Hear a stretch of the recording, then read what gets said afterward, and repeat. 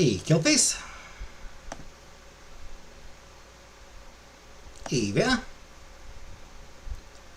Killface, you gonna stick around long enough for us to romance Vanna or Koa this time? You gonna stick around long enough for us to make Koa fall in love with us? If possible. Hey, Uncle Buck. Hey, boyfriend. Date everything!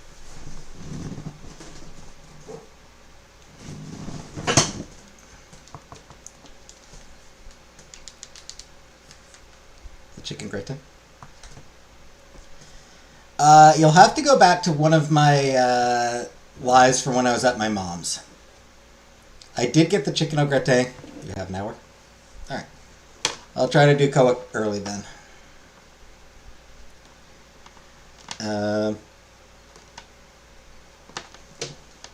Yeah, for the chicken au gratin,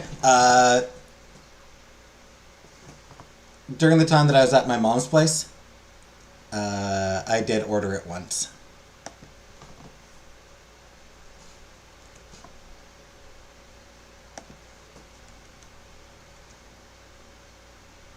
Hey, Rebecca.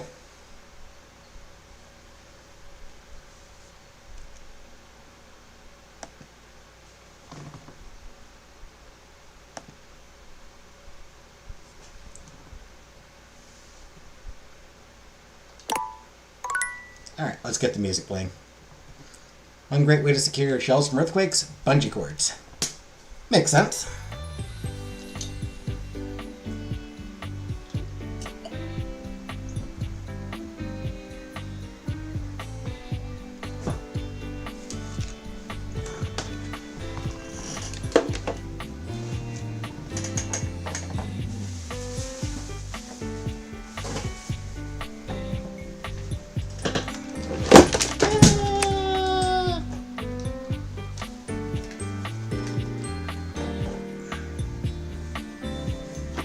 Hi, Bambi.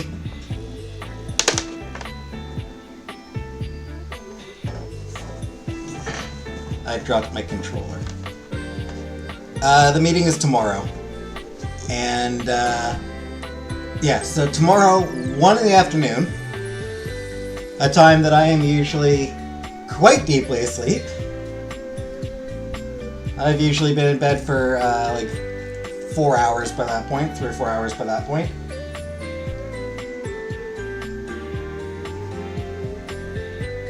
So exhausted so much education. Well, it's because I'm not gonna be. It's because I'm gonna get so little sleep. Like I said, like I usually go to bed at like 9 in the morning, 9, 10 in the morning. All the chatter's here except B Cup.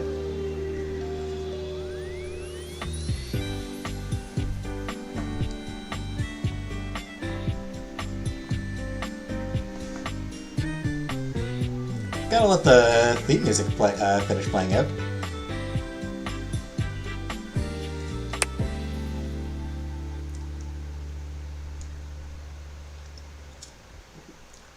Not a job interview, no.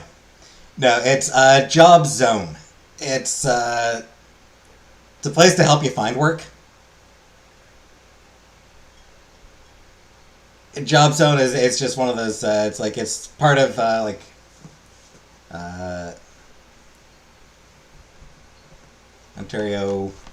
Ontario Works. I absolutely need to transfer my resume over to a USB tonight. Cannot forget to do that. But yeah, 1 o'clock in the afternoon, I need to go downtown. Job zone. Horribly this week. Hoping tonight will be the night. I hope so. Blame the agency. Not quite. So it's... Hey, Fruit Fly. It's part of the Ontario Works. It's part of, like... Just part of the government.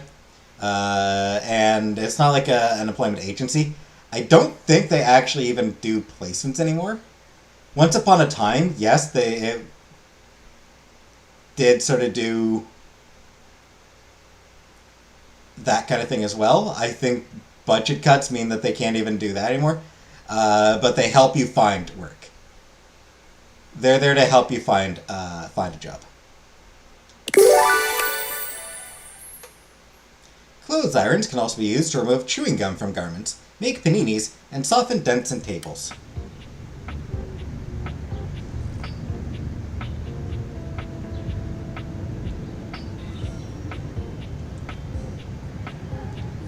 Alright.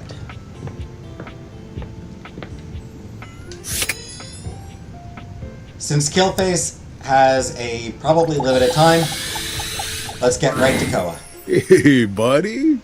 You here to get comfy?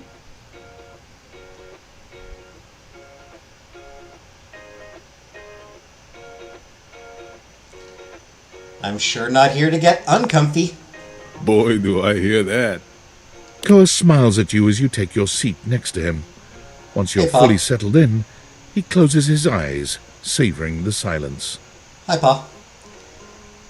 I will say, Killface, the whole time I've been going with, like, sit and silent options with them. If it's possible to go with the love ending with him, I will. I can't guarantee. Time seems to slow down in Koa's sweet presence. Talking just doesn't even seem like an option when the vibes are this good. Just as you find yourself beginning to grow sleepy, Koa speaks.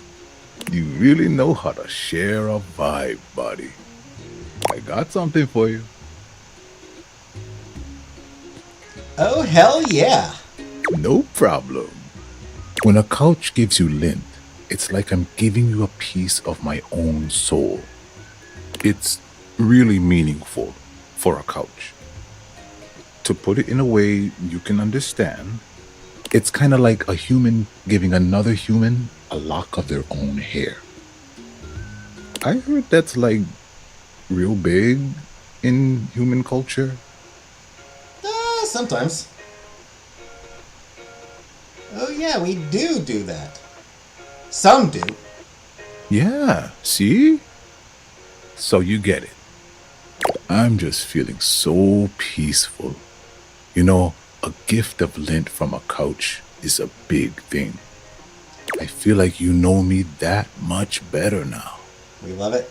Indeed. I feel a post-gift nap coming. You take it easy, all right?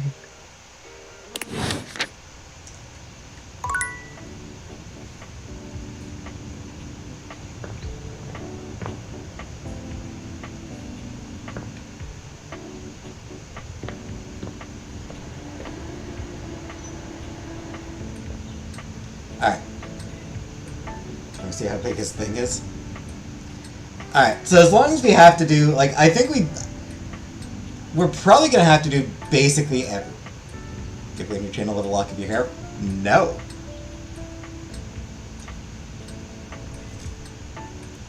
So I may as well continue with the damn cat, I guess. Fuck. What are you doing here? I told you to come at noon sharp. Oh, whoops. No, no, no! Well, I'm here now, so what? You have chosen the worst time to come! I totally misread that I one. demand you leave at once! I do not understand! Why do you stand here staring at me? I told you I'm... Yeah. Yeah? Run, for God's sake! Timothy falls forwards onto his hands and knees, arching his back like a frightened cat. He almost looks like a Halloween decoration. He's cute, it's a shame his personality sucks. Indeed. He convulses, as though something terrible were ripping through his body. It's awful to see. It reminds you of the werewolf movies you've seen. But there's something feline about it all. He stills on the ground, and then he yawns and stretches, as though nothing strange had happened at all. So sleepy. Yeah. Maybe time for a cat nap.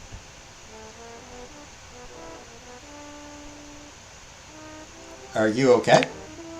What? This? Does it upset you, Master?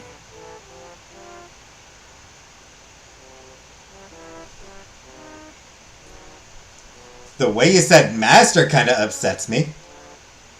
Master? You own the clock, don't you? You're uncomfy? I hate his name, I hate the way he talks, I hate the way he looks, I hate the way he moves. I'm not pleased with cat clock comment. That makes you Timmy's owner. Yeah. Hi, Gabrielle. So, quick question. Is this better or worse than, Is his current behavior better or worse? Because, You don't like it when Timmy calls you Master? it's cute. Timmy will remember that, Master. Honestly, I don't like the way he says it. Can you please just explain what the hell is going on? It's simple. Yeah. Timmy has a condition. It's tied to the clock. Timmy spends half the day like this. An adorable cat boy? Precisely. Timmy loves himself just the way he is. But when he's back to boring suit form, he hates himself. All he cares about is schedule. Yeah. Schedule. So he's so worked up about appointments and scheduling, so no one will see you like this? Timmy has a conditioner for sure. Exactly. Master is so smart. Timmy yawns and stretches, curling up on the rug in front of you. Maybe you'll come back and play with Timmy later. So sweepy. Transformation takes a lot out of Timmy.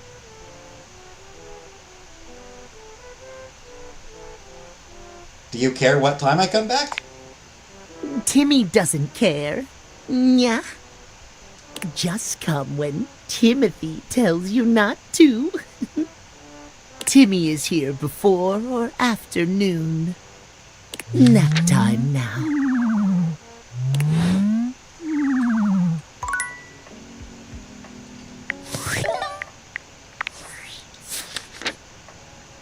So that was weird and uncomfortable. Turns out Timothy is harboring a secret. He transforms into an alter ego catboy named Timmy. If you'd like to see Timmy again, come before or after noon. Last time you saw him, Koa gave you a gift of lint, which is a profoundly meaningful offering in couch culture. He's off to take a nap. It's like getting a lock of hair from a human.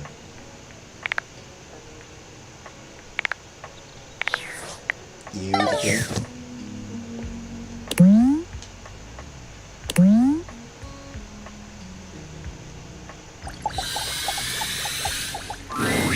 As you walk into the kitchen, you're overwhelmed by a strange feeling. It's sort of like being watched, but it's more than that. You feel as if you're being evaluated, scrutinized by a presence that isn't all that impressed by what it sees. It doesn't take you long to pinpoint the source of that feeling. A cleric of some kind dressed in black and grey robes, with a coil of sorts atop his otherwise bald head. He's handsome in a sterile and intimidating sort of way, but you can't even imagine this guy dating anyone. He's just so severe. Yeah, I'll go with friendship for him, I think. This cord hair, I hate. Friar Errol. The last of the dateables you get by walking around. This is the last of the dateables who can just be, like, seen.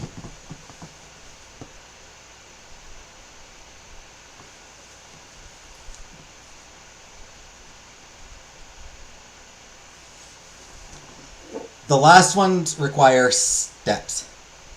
Quail, hear ya.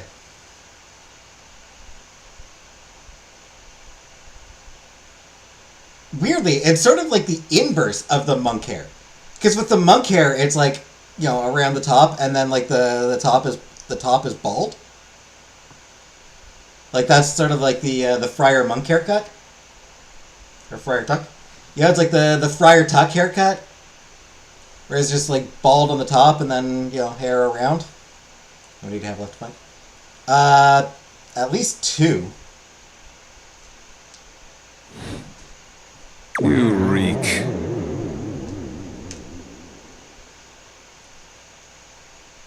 And you shine. Spiritually. No, like, physically. You gesture to his bald, shining head. I don't have a clue what you mean, nor do I care. My physical appearance is of little consequence. It is only my soul that will ascend to the heavenly kitchen. I'm sorry, the where? He ignores you. You reek of sin and grease. I'm not the kind of person. Someone commented about me and said, I'm not the kind of person. I'm not the kind of. She's not the kind of me, no. I feel as if I have been bathed in oil simply looking at you.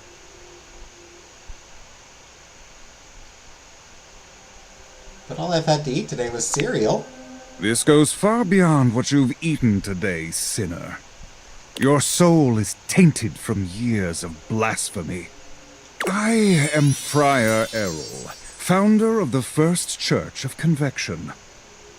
Would smash to otherwise save humanity, otherwise pass. You know what? I might go enemy route for him. I might actually go enemy route with this guy.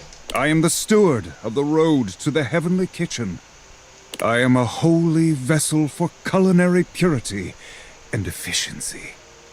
And I am your salvation, sinner, if you would but take my hand.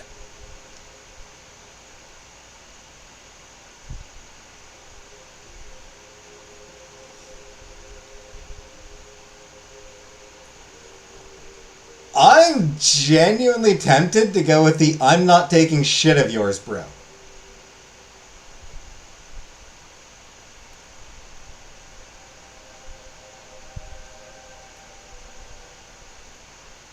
You want to believe in shit? Go ahead. This kid's English? No, because it's like... You want to believe in God? Go right ahead. I'm not stopping you. More power to you, man. You believe what you believe, and if it's a source of strength for you, I'm happy for you. Don't fucking push your shit on me.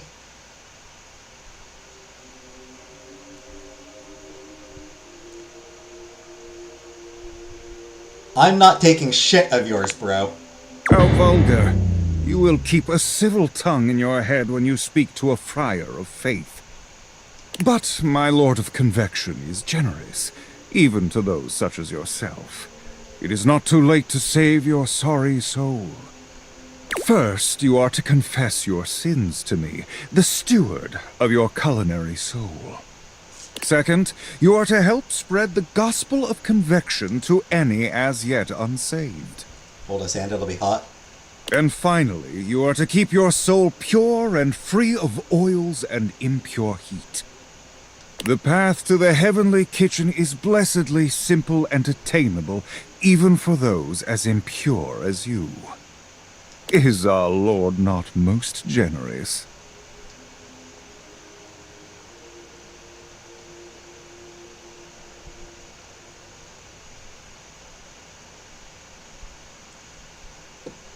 Yeah, preachy people piss me off. So you know what? He sounds awful. You are so addled with sin and impurity you cannot even see when someone is offering you salvation.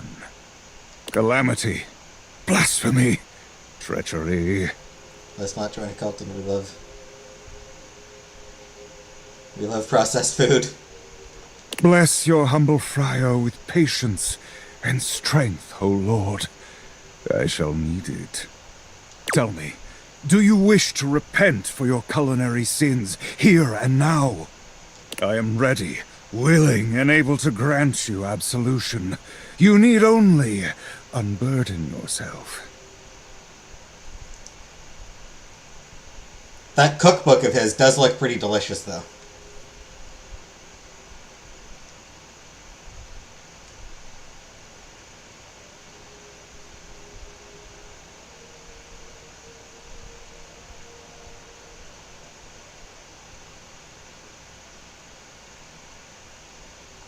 Alright, you know what?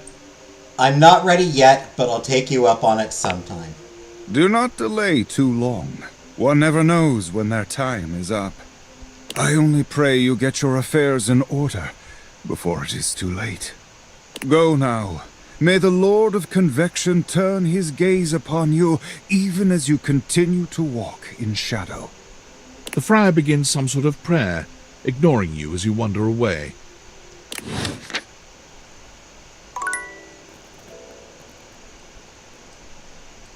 Play neutral.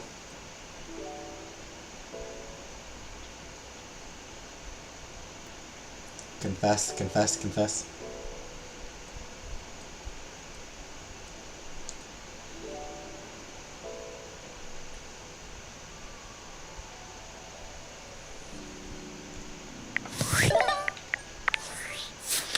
Yeah, and down to just last two. Alright, so yeah, just two left.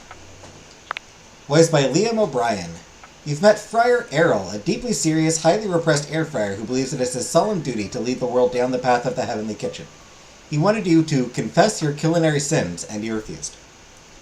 Friar Errol is a deeply serious... It's the same thing. He's never had deep fat fried food, viewing it as beneath him, and he fully intends to preach the gospel of convection to all who will hear it. Have you heard the good word? Will you join him on his path? Likes. The road to the heavenly kitchen, culinary purity and efficiency, our Lord of Convection. Dislikes, oil.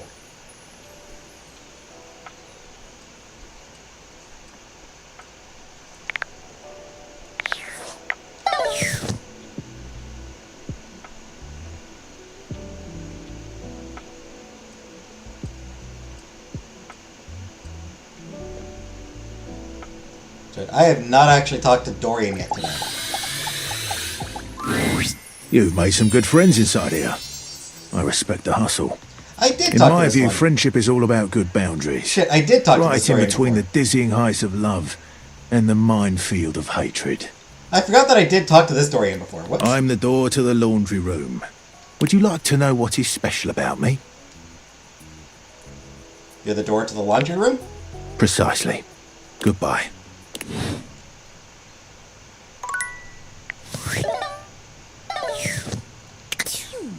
Shit, it was the other laundry room door that I needed to talk to. The laundry room closet.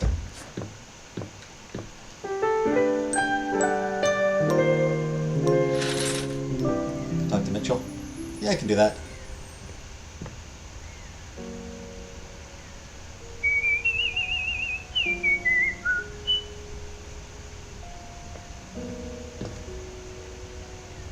Did we have to go get the ghost tape? We got the ghost! We finished Zoe.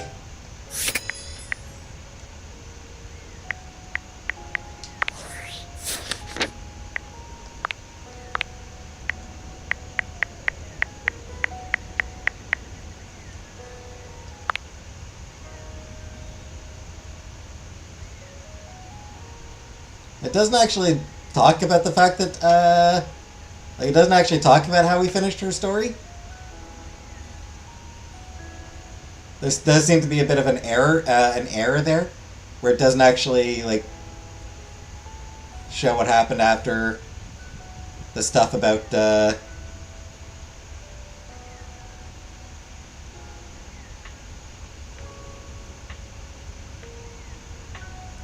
yeah, we did finish off Zoe.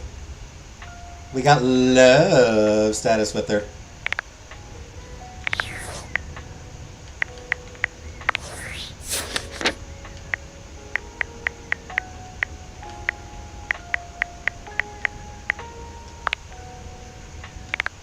Color looks to be makes sense.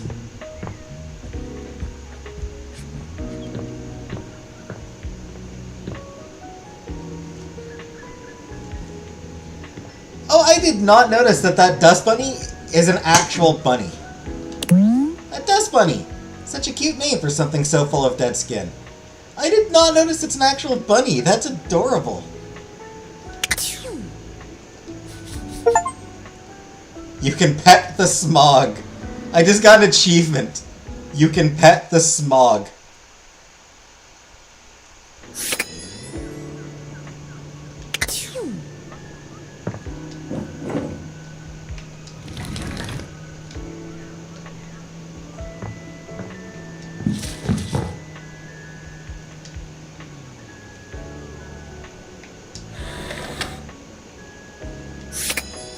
Alright. Let's see if we can finish off Koa. Hopefully this finishes Koa. Hey, come on over and have a seat, buddy. You look less sleepy than usual. Do I? Guess I got a lot to think about. It's a good day to spend some nice quiet time together, isn't it?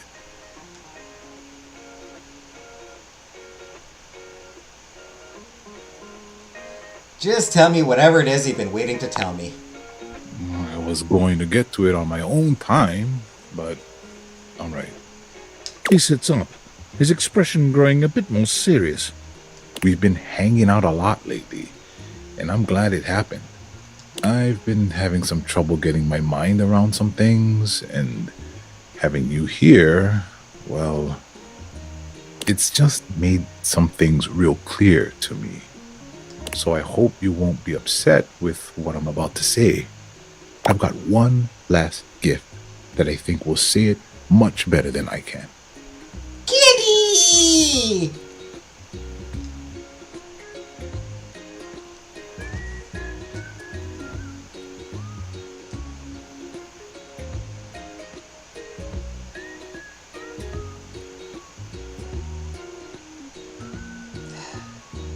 Candy me up, Big Daddy.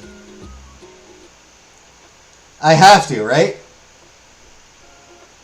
Like, I don't have a choice. It has to be candy me up, Big Daddy.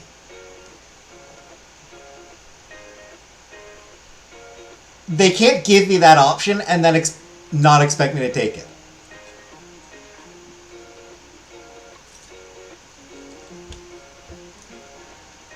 Killface, he's your boyfriend. Do you want me to say, candy me up, Big Daddy?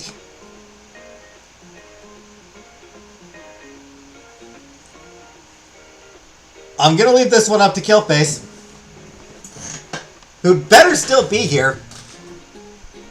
I probably should have asked if Killface is still here before I talked to him again. Candy is Dandy. Aw, I miss Dandy.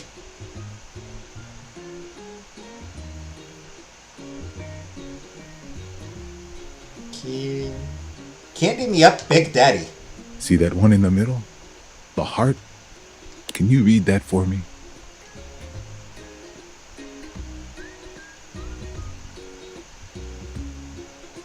I love you. You dropped these, and I know it's a little too soon for love, but you make me feel safe and happy. And as a couch, a gift like this means more than words. I've been holding on to this, hoping for the right time to give it to you. Eat the candies immediately. No, they've been in the couch. No, do not eat the couch candies. Do not eat couch candies. Thank you. My previous owner, he used to talk nonstop. He never took a moment to relax. He was always on the phone, gabbing away. It just made me nuts. I couldn't even hear myself think, you know? So lovely. I came to appreciate the silence all the more. The fact that you could respect my wishes every time I asked. You really gave me the space to be me. I've had so much on my mind lately, and your presence near me has just been such a blessing. Aww. You calmed my thoughts and let me sort through them. And with all that time to think, I know now that I just want to keep enjoying the silence with you. What do you say? You want to keep doing this with me?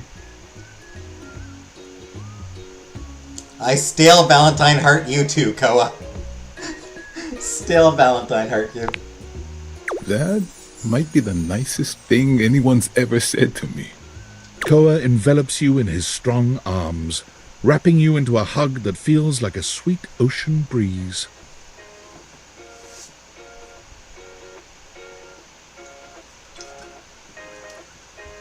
From Candy Me Up, Big Daddy, to I still Valentine heart you too. I'm the luckiest couch in the world. Wanna cuddle?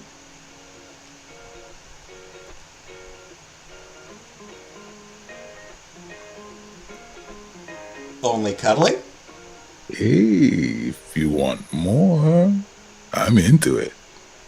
Koa helps you take a comfortable seat in his lap, and while he normally enjoys the silence, one thing's for certain. When it comes to intimacy, he holds nothing back, vocally or otherwise. There you go, Killface. We just had sex with our couch.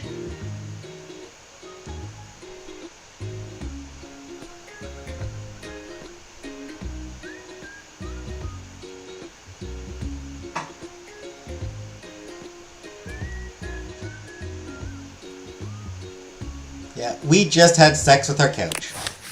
You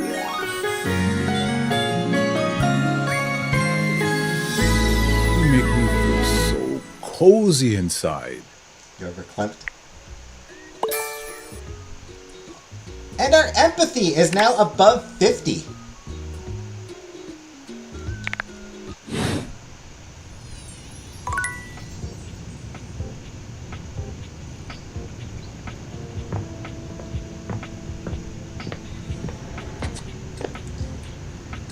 I just did a Dick JD Vance, and I'm happy with my choice.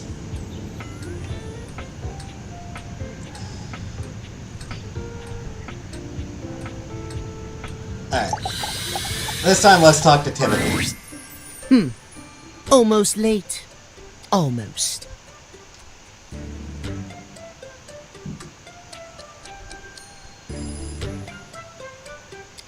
Did I make it? Is it alright now? Yes, indeed. You're just in time. Tell me why you've sought me out. Aside from the pleasure of my absolutely sparkling wit and golden company.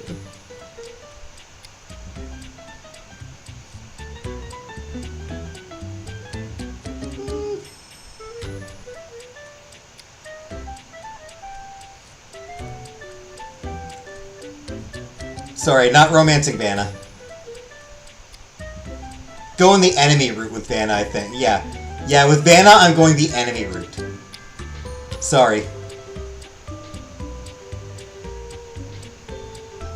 I thought maybe I could get some advice from you. You seem like you have it together. Well, your judgment is quite sound, it seems. Yes, I'll be happy to help you. My love life may be on hiatus, but as they say, a broken clock is right twice a day. Timothy looks at you for a few moments, clearly expecting something. Smile kindly. Yes, well, well, let us start with the most important thing. Timeliness, next to godliness, as they say. That's cleanliness. Isn't that cleanliness? Of course it isn't. How very silly.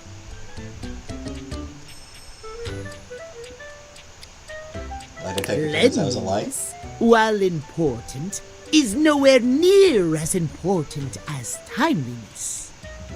Imagine, if you will, you show up to a date showered and clean, but 2 hours late. Does your cleanliness matter then? I think not. On the other hand, show up to it 5 minutes early, but stinky and dirty.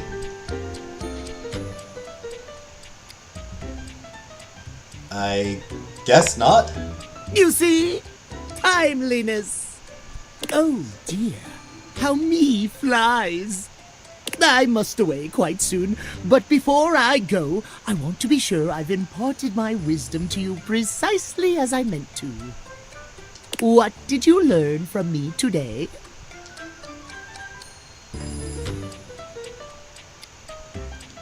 Timeliness!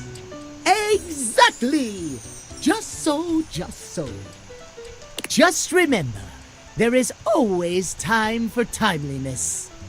Now leave me. I've run out of time for this conversation. If you wish to speak again, find me at 3 p.m. Precisely at 3 in the afternoon. Farewell!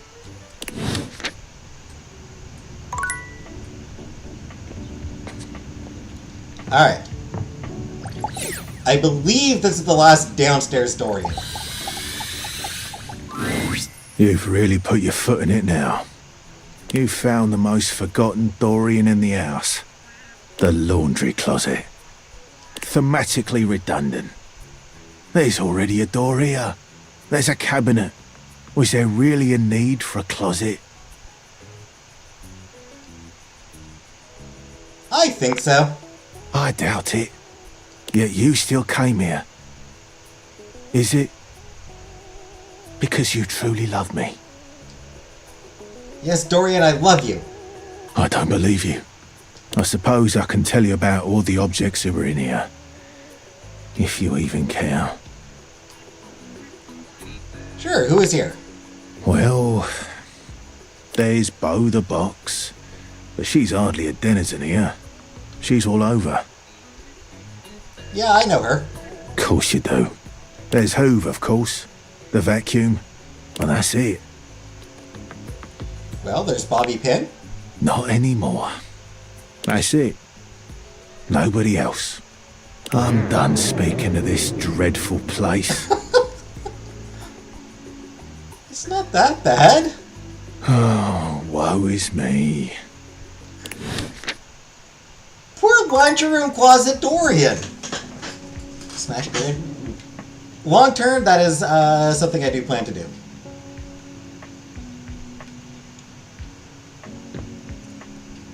Suppose as long as I'm here. Yeah, poor laundry room Dorian. Or poor laundry room closet Dorian. He killed Bobby? No, Bobby's up, Bobby's in the kitchen now, right? Yeah, Bobby's just over here in the kitchen.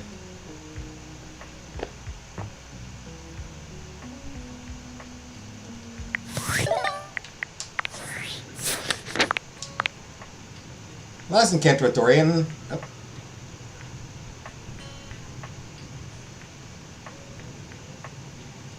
You last met Dorian in a very self-deprecating mood at the laundry room closet door. Why is there even a door there? Why wouldn't there be?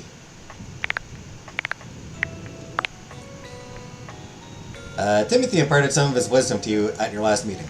It sort of boils down to timeliness above all else. If you'd like to see Timothy again, come at 3 p.m. sharp. If not, come at any other time to see Timmy. Couches are for more than just relaxing on, you know. Koa loves you! From the heart of the cushions.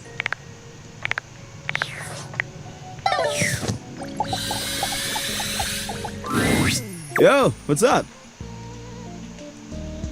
I'm here for Keys. She wants you to clean her pedals better. Man.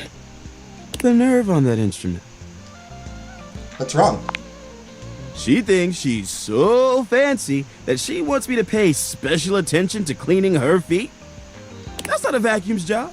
It's her own damn fault no one wants to play her anymore. Timothy is Mr. Mephistopheles.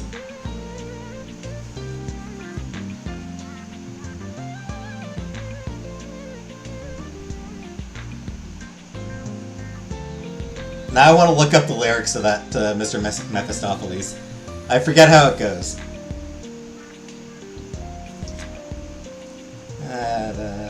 Mr. Mephistopheles.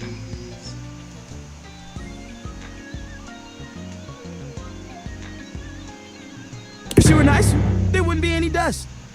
Sorry, I just get worked up when people have attitude. Tell her I ain't interested.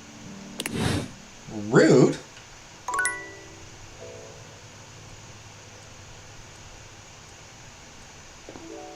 And who to finish the day with? Vacuum's right here. Luke points his weapon at you, barking orders without so much as a hello. Stand down! Stand down! Drop your weapons and show me your hands! And 2 sets of government-issued ID. Or a utility bill with your current street address also works. It's not preferable, but it'll suffice. Do it! I've got a receipt from something called Tasty Trough. I'm sorry. Did that sound like a request? If so, that's my bad. Sometimes my orders come out sounding like requests. My intonation gets wonky when I'm, frazzled. Have you seen a speech therapist? When would I have done that? I'm a goddamn microwave! Fair. Anyway, I swear to the immortals, if you don't show me your hands this second, I will blow your head straight back to the Barrens. And if I do that, it's a 3-hour drive for you to get out there and retrieve it. It's a toll road, too. It'll just waste your entire day. I'm gonna give you to the count of 3, 2, 1... But it's me, Roger. I mean, Ranger. Luke squints at you for just a few seconds, and then he lowers his weapon with a relieved expression. Oh, Ranger! It is you! I'm sorry. I'm just so hopped up on Power Crank that everything starts blurring together like a Monet knockoff that fell in some acid. Next time, tell me sooner, would you? I don't want to accidentally blow off any of those pretty limbs of yours. You really think they're pretty? Ooh, best limbs on a ranger I've ever seen. I am sorry about nearly blowing your head off, though. I just thought you were a swarmer. They infiltrated our defenses last night. Sneak attack. They came about 0200, probably intending to assassinate me, ensure I don't complete the mission. But I got the drop on them. How'd you manage that? Well, I continuously pump power crank directly into my veins. Keeps me perpetually alert. On account of the power. And also the crank. Reckon I've been awake now for 49 months or so. Makes sense. Power and crank, yeah, that'll do it.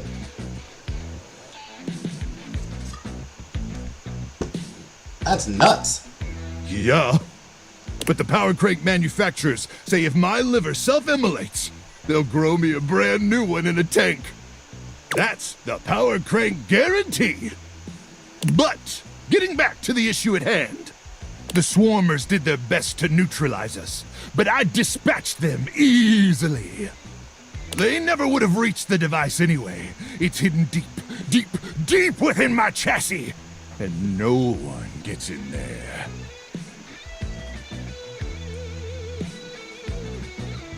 Would you let me in there? How dare you?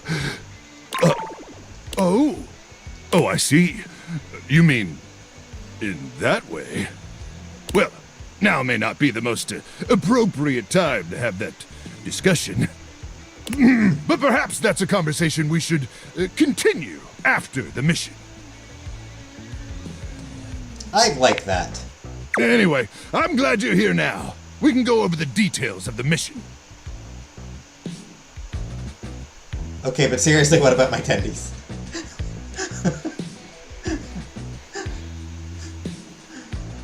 I love how there's, like, how you have the option to just keep bringing up tendies.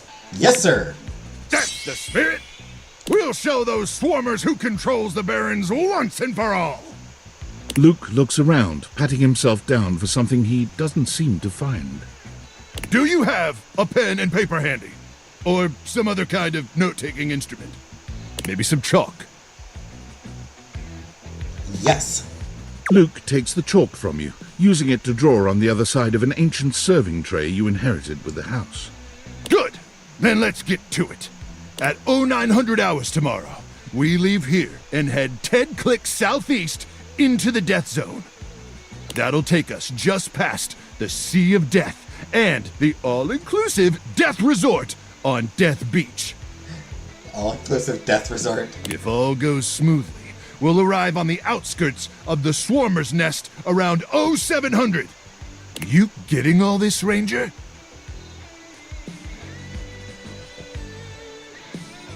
There's an all-inclusive resort? Of course. Just because there was a nuclear holocaust doesn't mean the citizenry don't need to relax and catch some rays. Fair point, fair point. Mostly gamma rays, but they'll get you tan all the same. Just faster. But wouldn't that give you cancer? What do I look like, a dermatologist? I'm trying to do a mission briefing here. To initiate some sort of distraction. Something that'll allow me to slip past their security undetected. Any ideas?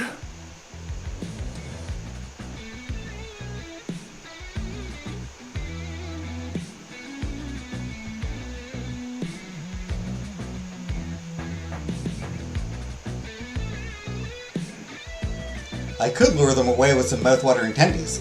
If I had some mouth-watering tendies. Listen, there's no bad ideas in a brainstorm, but let's table that one for now. Anyway, once I'm inside their defenses, I'll give you the signal, and you'll remotely detonate the device, okay? What's the signal? I'll yell detonate the device, like, really, really loud. Mitchell is the food. Now, go get some beauty sleep. We got a big day ahead of us tomorrow. And if you see any swarmers in the night, remember to aim for their genitals. That's where their brains are. Same here. Hi-oh! May the immortals watch over and protect you.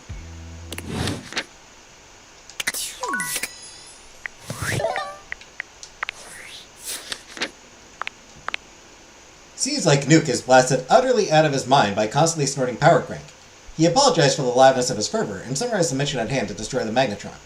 If you want to join him on his quest, go see him at 0900 hours.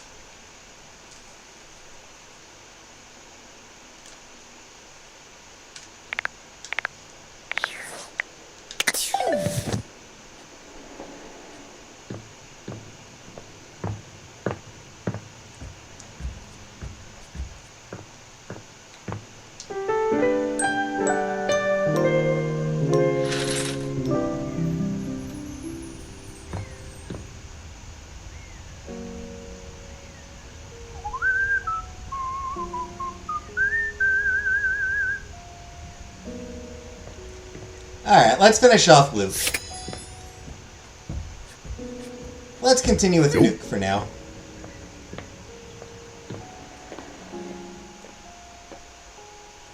Then I'll do Mitchell. Ranger, good morning. 2 seconds. You caught me in the middle of my powerlifting session. You're not sure exactly what Luke is lifting, but he's lifting something. His muscles bulge impressively.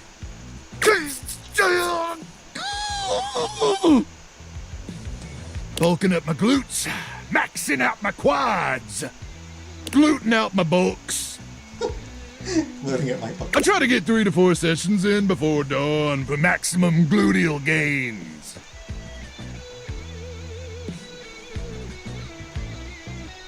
Meow.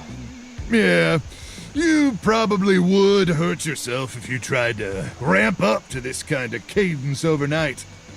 But start slow and methodically, and you too could be as ripped as me one day.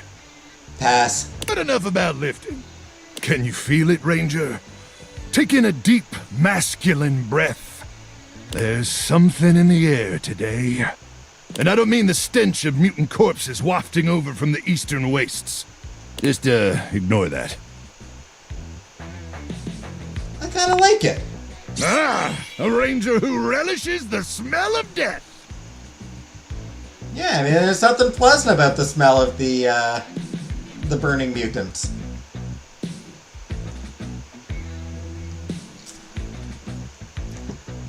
Smells like fried chicken. Those burning mutants, they smell like fried chicken. Just the type of ranger I'd want close beside me in the meat grinder. Real close. Wait, is it 1,000 hours already? Crock! We better suit up and head out. You got all your supplies? Your protein gels? Your travel-sized toothpaste? Wait, I was supposed to bring stuff? It's okay. We'll make a quick stop at Death Mart. One last thing before we head out. Okay. I need you to reach into my chassis and arm the electromagnetic device. There won't be any time to do it once we're out in the Barrens.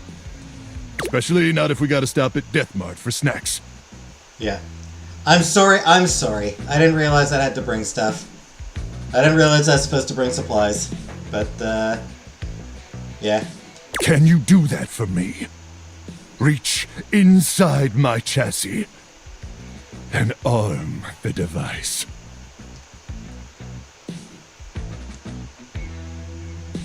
Oh, I love that. That makes two of us. Sorry. Oh, I don't know why I said that. Oh, is it getting hot in here, or is it just me? Sorry, I turned you on. Oh, you don't have to be sorry. No, I mean, I accidentally pressed the microwave button. Oh, so you did. Honest mistake. Well, let's continue on then, shall we? But first things first, I need you to open up the door.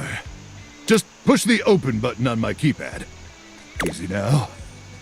Easy. You press the open button on Luke's console with ginger fingers, and it swings open without a hitch. All right, great. Now I need you to reach inside my cavity. Real deep. Now, gently feel around for the magnetron. I'm getting vaguely uncomfortable here. You do as he asks, though you're not entirely sure how well this is going to go. It should be a small metal cylindrical device.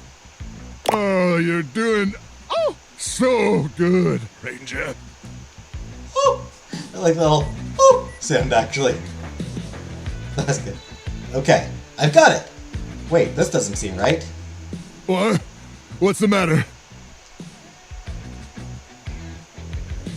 The label says it's for warming up food?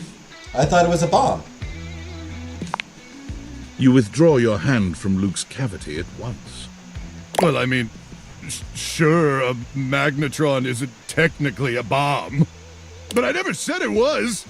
I said it was a handheld electromagnetic device. And it is! It's an awesome electromagnetic device that uses microwave radiation to cook food! Delicious food! He's right, it is pretty awesome. But that doesn't mean it can't send those swarmers back to hell. True. Throw a bug in a microwave and turn it on, you know what happens? Bug's not gonna survive. Unless you're calling me a liar. I'm sorry, I didn't mean to. Yeah, well, it's too late for sorries, okay? I can't believe this. After all we've been through. After I let you inside my cavity. You have the audacity to call me a liar? And if I'm lying about the magnetron, I must be lying about other stuff. Is that what you think? Hold on, I think you're great. Oh, now you're just patronizing me. Look, I'm not gonna sit around here and be insulted. And since I can't actually leave, because I'm a freaking microwave, I'd appreciate it if you'd get out of my face. May the immortals curse you with skin rashes and buboes and stale gum and other totally bad stuff. Well, that didn't go great.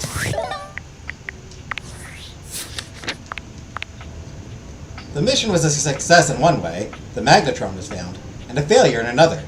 The magnetron is simply an essential piece of microwave machinery and not a thermonuclear bomb. Luke was despondent and lashed out at you. The magnetron, used for warming up food lightly. Alright, Mitchell.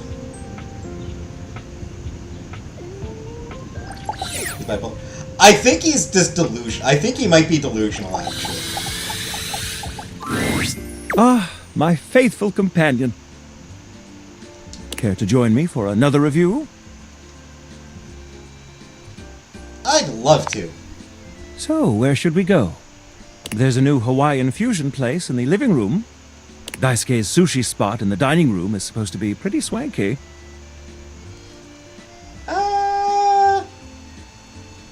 Do they all have a zodiac? Like the image in the bottom, like the image, like.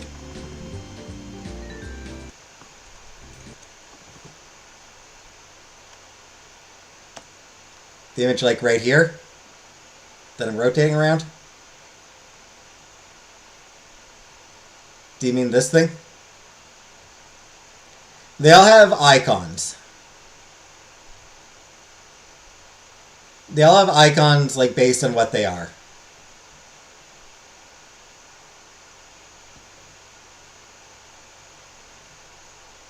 So Mitchell, as food, has a food icon.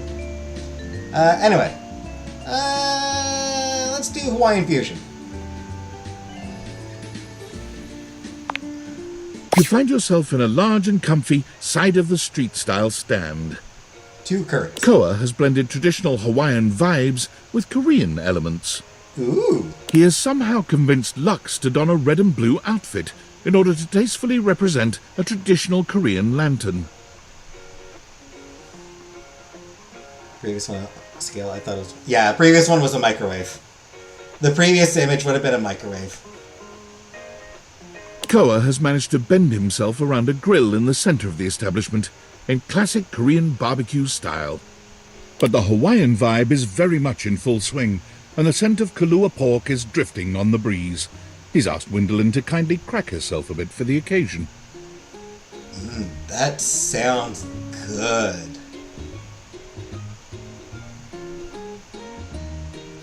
This sounds so good. Aloha, friends. Welcome to Two Currents, a Hawaiian fusion experience. My, mon ami. You've worked hard to create the atmosphere. Oh, not too hard. Well, what do we think?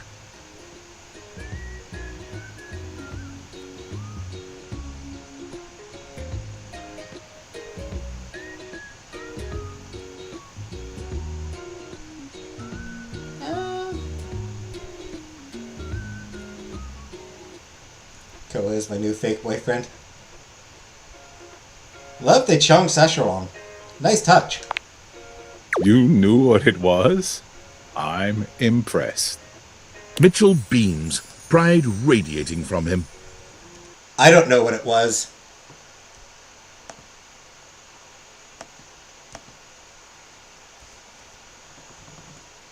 Cheong.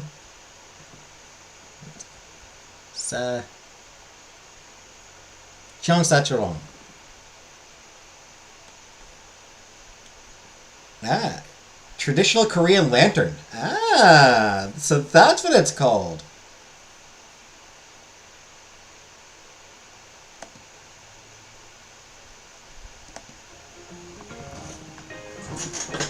I am impressed with me.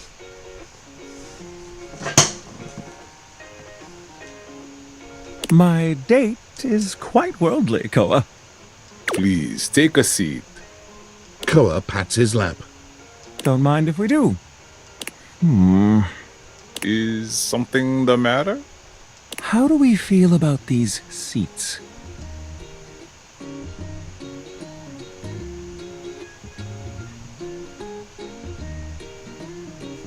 I feel like I'm on 2 currents, alright. Koa's lap is pretty comfy. I'm glad to have you on it. Always happy to be on Koa's lap. And me at the same time. How scandalous. Scoring points with my love, Koa. Did someone say scandal? Go away, Scandalabra. Out! But Out. I just... Out! No fooey. Sorry, Scandalabra. I'll talk to you again If later. there's anything I can do to make things more comfy, just ask.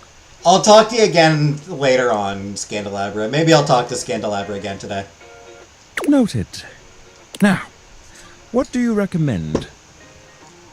Here's a dish that's also of Korean origin, meat jun. Thinly sliced beef dipped in egg batter and fried. Again, sounds delicious. And of course, some kalua pork, rice, and cucumber slices to go with it. Intriguing. What do you think?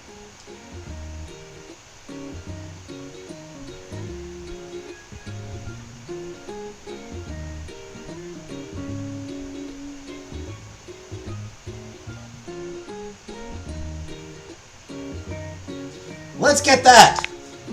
Make that 2 orders, and consider me intrigued. Coming right up. I'll be right back with your food.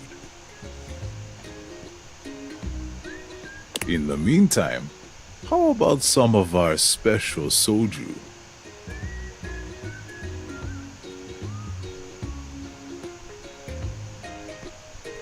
Gonbei! Ganbei. Gonbei! Nice one. Okay, here's your order. Dig in. Let's try this. Koa's dishes are sumptuous, abundant, and full of bold, contrasting flavors. This is definitely comfort food, and the gloves are off when it comes to spices, sauces, and carbs. The combination of Hawaiian and Korean flavors contrasts and complements, ultimately fusing into something utterly unique. Let's get drunk and fuck. Jeez, Killface. No chill, Killface! Fermented vegetables, meats dripping with sugary pineapple sauce, and rice. Lots of rice. Interesting. What do you think?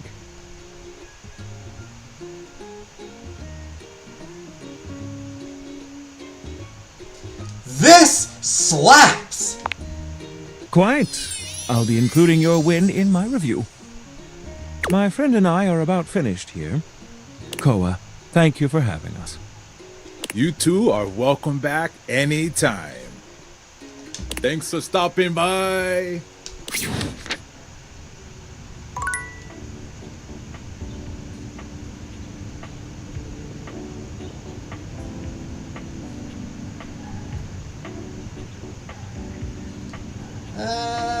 Let's get some horror back in here.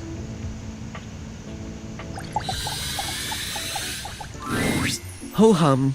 What a most bothersome feeling. Sugar and fermented vegetables. Honestly, that meal sounds like it would have been delicious. Probably a bit too spicy for me. Or not necessarily spicy, but probably like a bit too strong for me, I feel like. Because I have little baby taste buds. Some of the seasonings, spices and seasonings probably would have been a bit stronger than I prefer. But, man. The feeling of offline mode. As if there was a whole wide world to explore, and you chose to stay indoors. A silly thing if you ask me. It's not silly, I don't want you online. I can do so much more. Surely you understand this. Have you ever felt unappreciated by Philistines?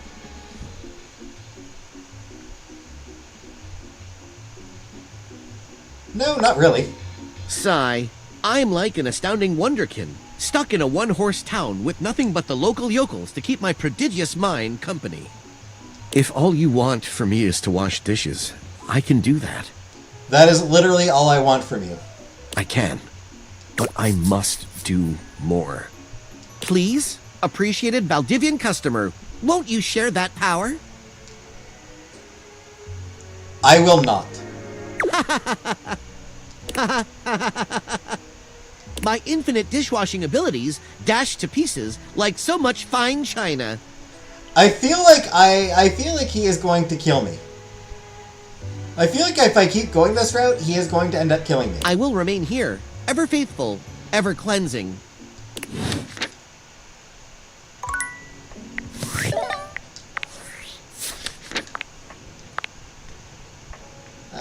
So you saw Mitchell, you went out to dine at Koa's Hawaiian Korean Fusion restaurant. Fusion! Fun! Couches!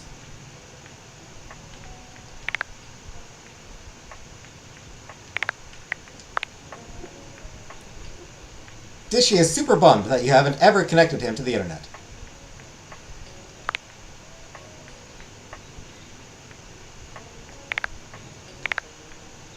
I am not connecting my goddamn dishwasher to the internet. Alright, who next? Who to work on?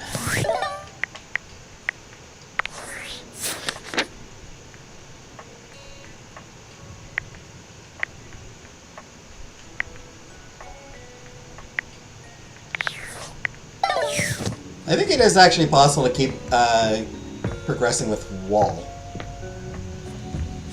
Maybe I'll progress more with Wall.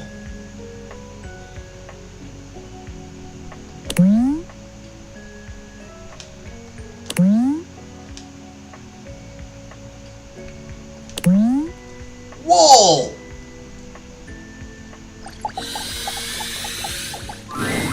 Wall. Wall.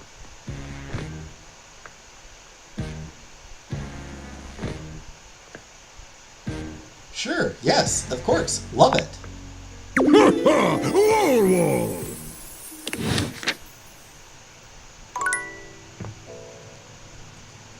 And time to start making some more progress with Dorian. A little more Dorian. Now you've done it. Done what? You're thinking of getting involved with some of the biggest miscreants round here. In the electrical closet? What's the problem? It's the breaker box. The seediest bar attracts the type, if you know what I mean. I don't know about any achievements involving Dishy. Don't stay out too late in this general vicinity. I'm warning you. I'm here to protect, to keep the bad ones out and the good ones in. But with this particular locale, I feel like I'm keeping the bad ones safely away from everyone else.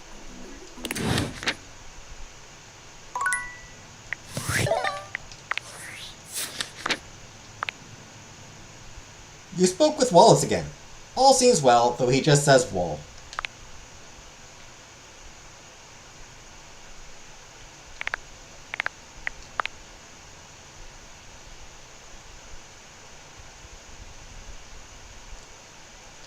And get into the electrical closet door where he gave you a warning about Eddie, Volt, and Tony. Heard of lolcow, not locale.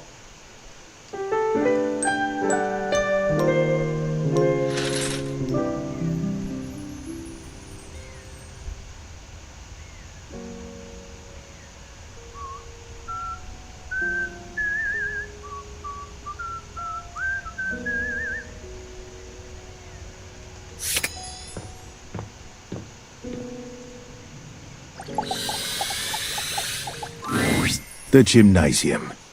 Do you enjoy coming here? I don't. Yeah, that's all right. Honesty's always my favourite path. If you're looking to meet some new faces, I could tell you about them. Sure, who's here? You'll find Stepford, Christoph, and Dunk more than anyone here. What can I do for you? Oh, I've met them all. Then I am no help to you here, I reckon. Carry on.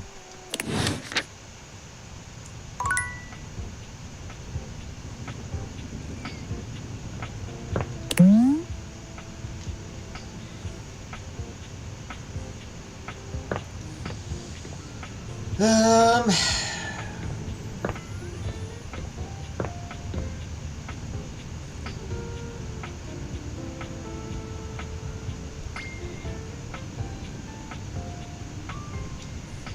Alright.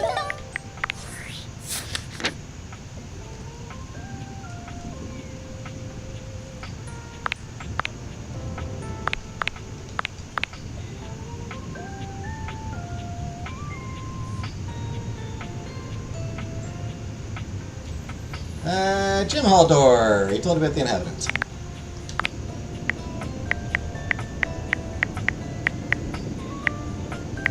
Alright, so. Who shall I work on?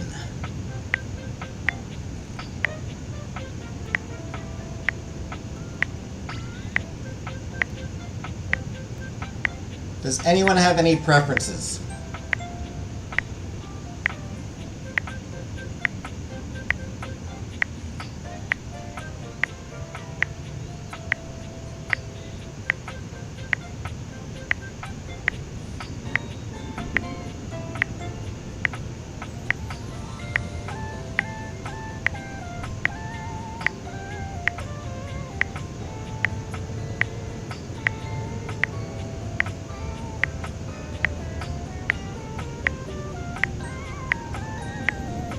Just going through.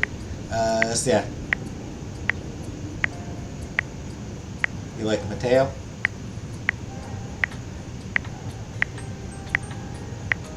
Oh shit, need to continue with Sophia. That's right. I need to get back to Sophia.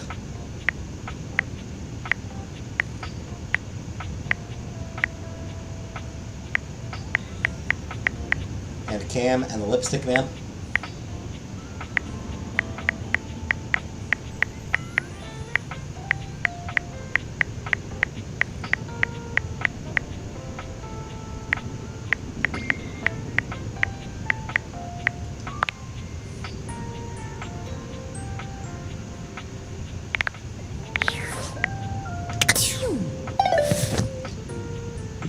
Alright. And Dirk and Holly.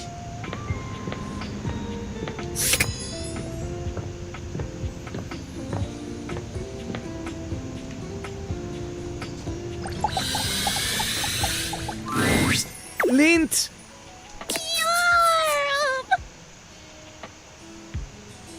Lint!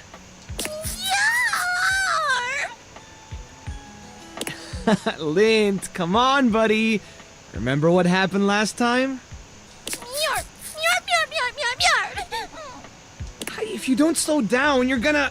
Mateo doesn't even manage to finish his warning. Lint crashes into something just out of sight. I'll get the broom. Looks like you could use a hand. It's just Lint Eastwood, Dolly's pet. He always gets the zoomies after a bath. Linty! Speaking of... Linty! There's my big handsome boy. Look at you, fresh as a daisy. Dolly bends down to pick up Lint, planting a sweet kiss to the top of his head.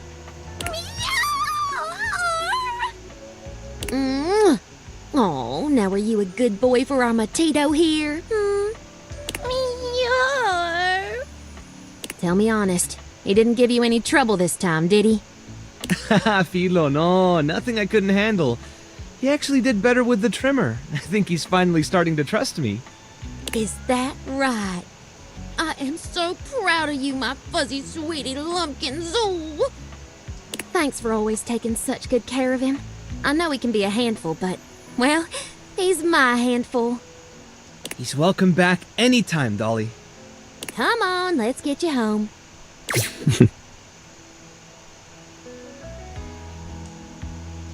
Didn't have the heart to tell her he knocked over every jar on the counter?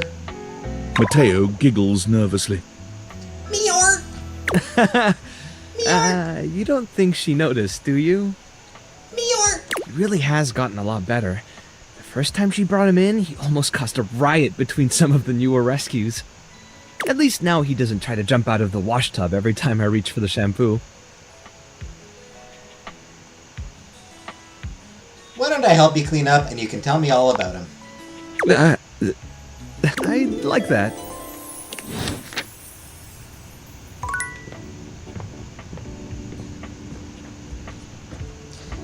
Um,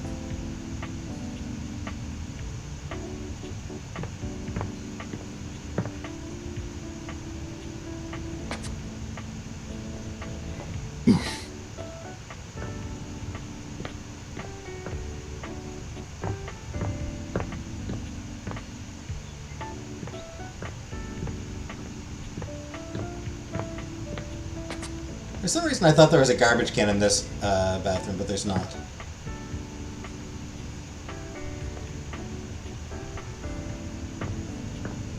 All right, let's talk to. Let's see. I'll do Sophia late at night.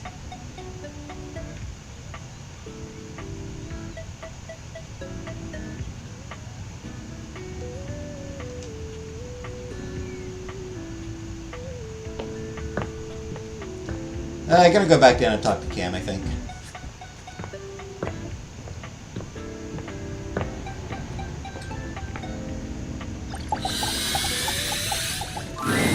Yo. Memoria? Okay.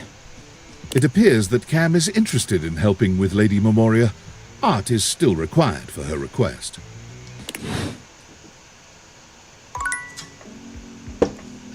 Well, poop.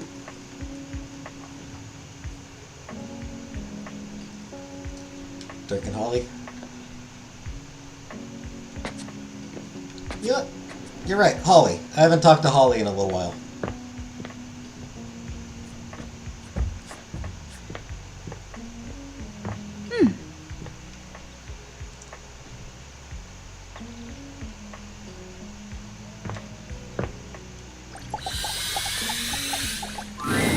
Holly greets you with a spirited wave, the bells and ornaments in her hair jingling with every energetic shake of her hand. You made it! Thanks for making the time. I've got plenty of it. Oh, sounds like a dream. Seems like you're always working. Almost. There's always something happening somewhere. What do you actually do? Everything! Oh, I've got a 5-page resume, which I know you're not supposed to have, but I'm secretly very proud of it. I've been a waiter, a maitre d', a caddy, an usher, a valet, a pinata, a mascot, a bartender. Pinata, mascot. What's the point of this game? To date various household objects. For example, we are dating all our holiday decorations. We're trying to date. We're trying to make our holiday decorations fall in love with us. Because who wouldn't want to date their holiday decorations?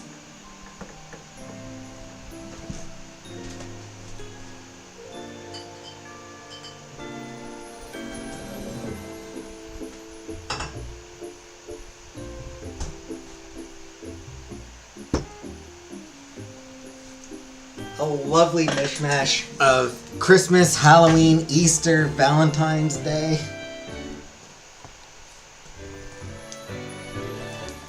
I don't know. Arbor Day's probably in there.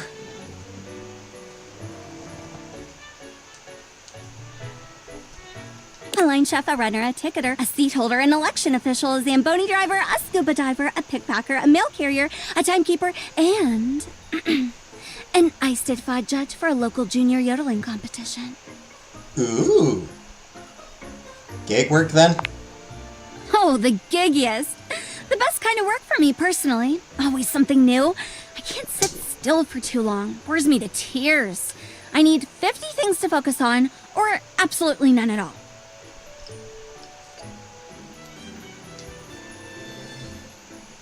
Sounds hectic. It is. It's perfect. It's joyful, too, bringing joy. Someone's always celebrating something, and I get to be a part of that all the time. It doesn't even have to be a holiday for me, or about me. I just enjoy joy, you know? I don't even want to open the door where I store my holiday decorations. True. That's probably more common, honestly. punching numbers all day. Unless that's part of the gig. No offense to number punchers. Just not for me. By the way, I like how the skeleton is just like, tell me more.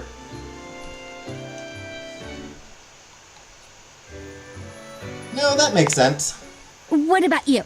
What do you do? Paw Patrol! Thank you for the gift membership, Paw Patrol. And congratulations to Laser Possum.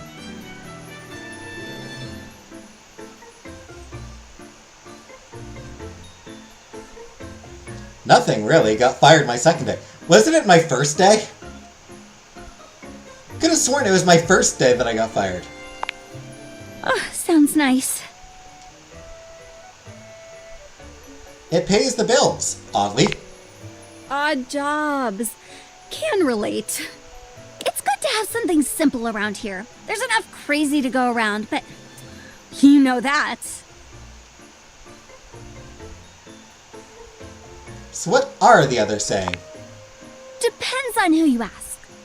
Let's just say, Venetian's Day might be a busy day for you. Let me know if you need some help. I have a side gig running roses to side gigs every year.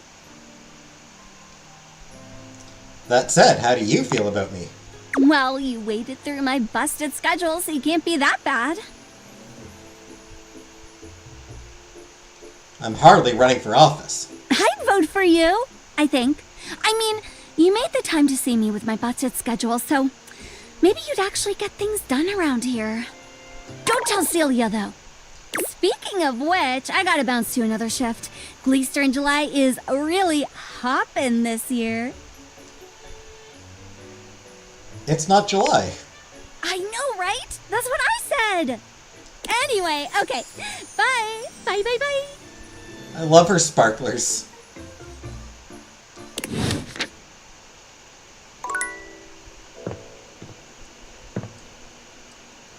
Alright, time for more role-playing with Sophia, Mistress Sophia. You have returned.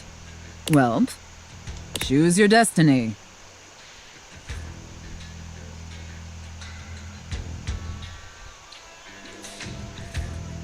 Chef and prep cook, I guess. Hurry! You're already 10 minutes late. Come in quick and get to your station. And wear this.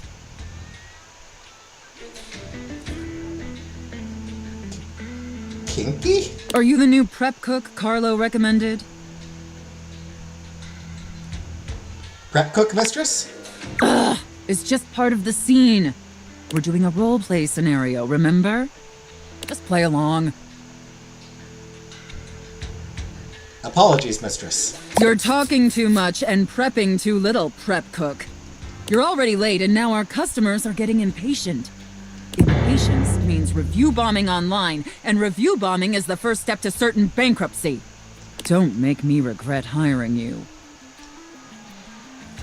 I'm sorry, mistress. You disgust me. Now stop your pathetic groveling and get to work. Also, asking a chef to stop yelling at you? Yeah, that's what they do. Because of your laziness and incompetence, we're already severely behind. The customers didn't even get their appetizers yet. Here, get to work kneading this dough, if you can even manage to do that right. Not a Sophia fan? Knead it real deep and hard. Do you understand me?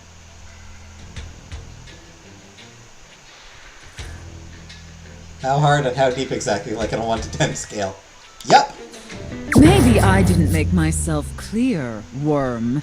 In my kitchen, I am the Alpha and the Omega. You exist to serve me unquestioningly and without hesitation. We already did the IRS scene.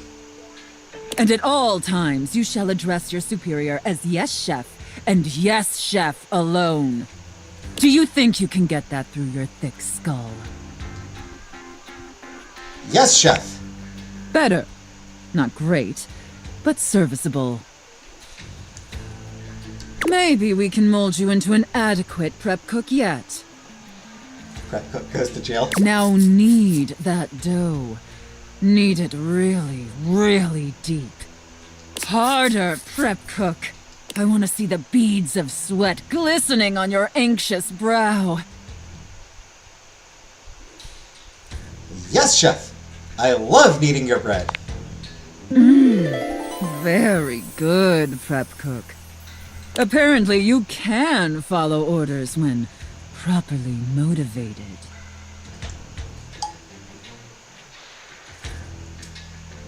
Yep, I'll need her dough.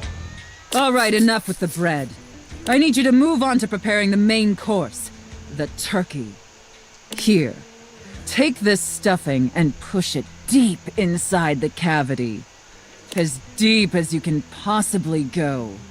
Can my little prep cook manage that painfully simple task? Yes, chef. Seems plausible. Well, what are you waiting for? Get to work! That's it, my little prep cook. Take that stuffing and shove it deep inside that turkey. So deep.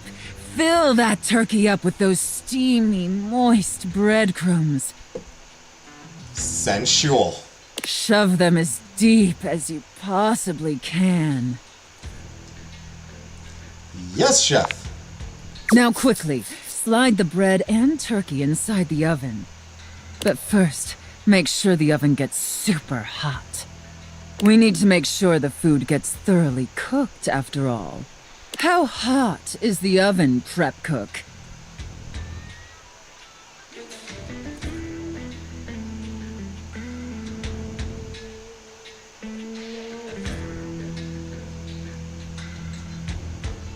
Gesundheit? That's our safe word, remember? Our safe word is Gesundheit.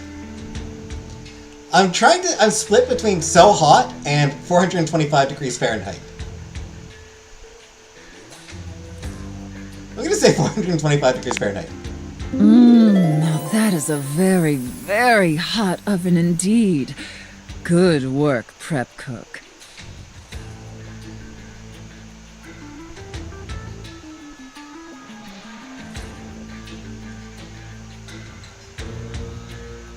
I had a hunch that giving the actual temperature would probably be the right call.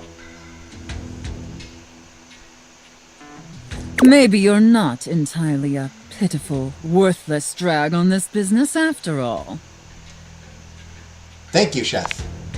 By the way, while you were toiling away on your pathetic excuse for dinner, I was busy creating one of my world-famous desserts.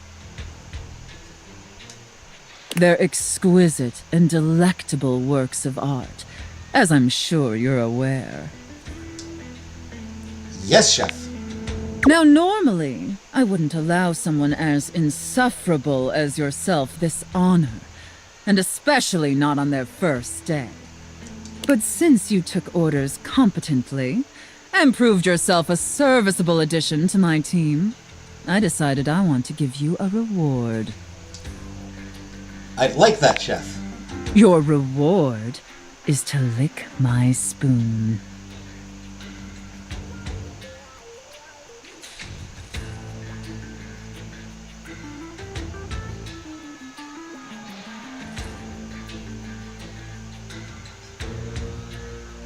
God damn it, fruit fly fell into my drink.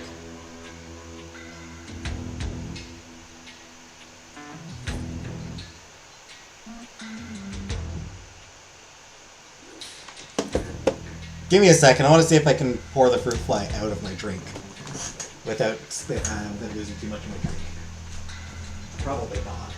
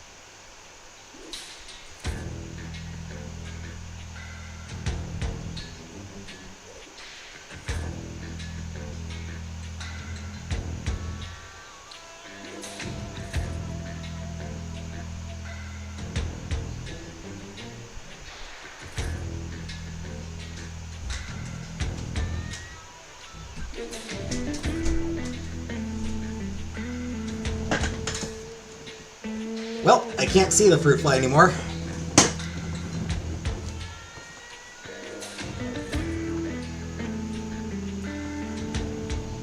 Would have been easier to drink it up and spit it out, probably.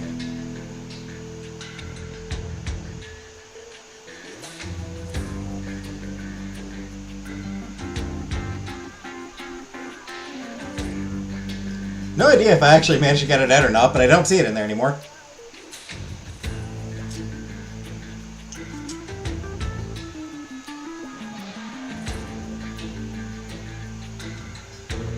Lick it clean and tell me how thick and sweet my cake batter tastes. Ooh, am I detecting cardamom? Oh, it's Transcendent Chef. I know, isn't it? All right, that's enough. Now go clean the dishes. Do prep cooks also have to clean dishes? They're incredibly dirty, and frankly, so are you.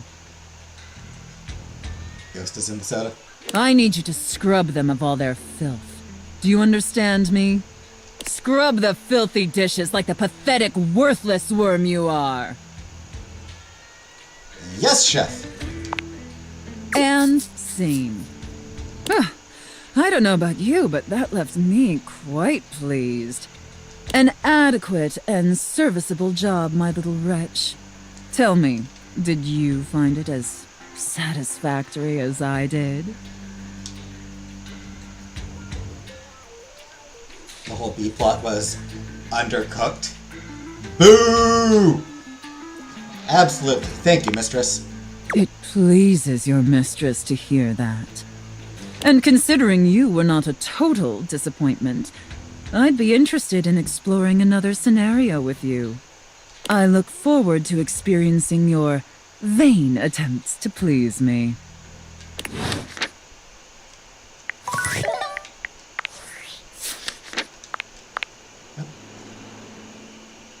Last time you saw him, you helped Mateo clean up the rescue after a visit from Lint.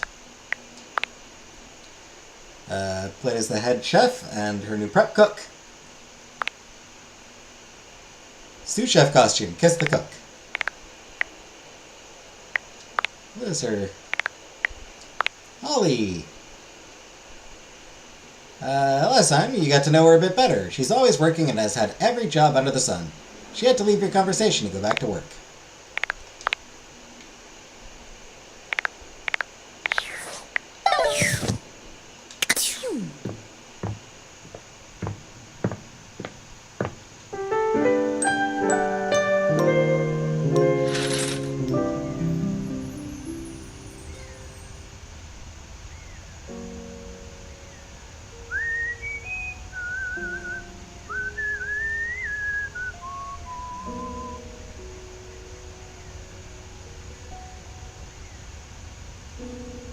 I don't know, that one sounds kind of familiar again.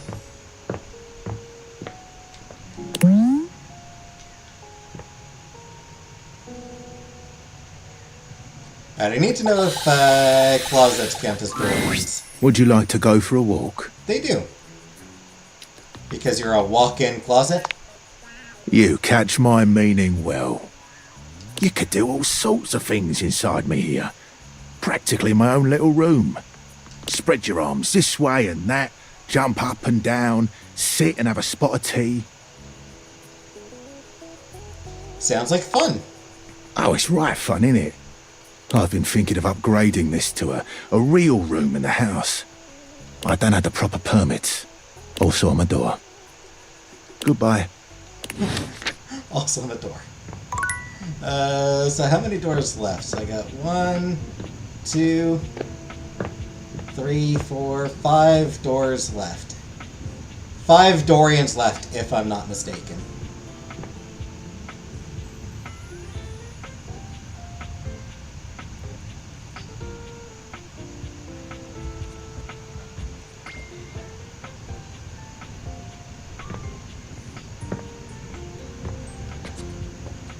Alright, let's have a proper conversation with Cam. Oh, it's you. Yep, it's me.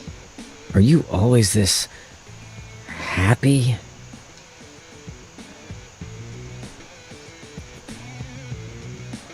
Sometimes I am, sometimes I'm not. Same, I guess. Really? Have I seen you happy? I doubt it. What are you like when you're happy? I wear more pink. What did you bring?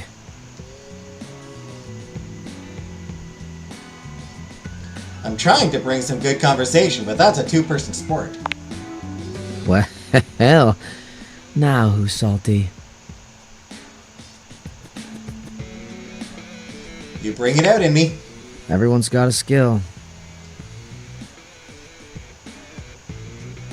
I'm sure you have more skills than just being sarcastic. Didn't realize you were keeping score.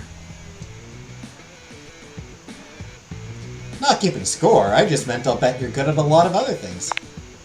Well, right now, I'm pretty happy being good at this thing.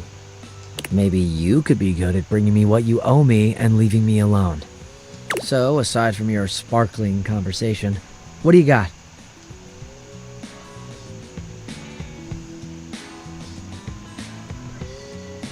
I guess I have something here I can throw out. Let's see it.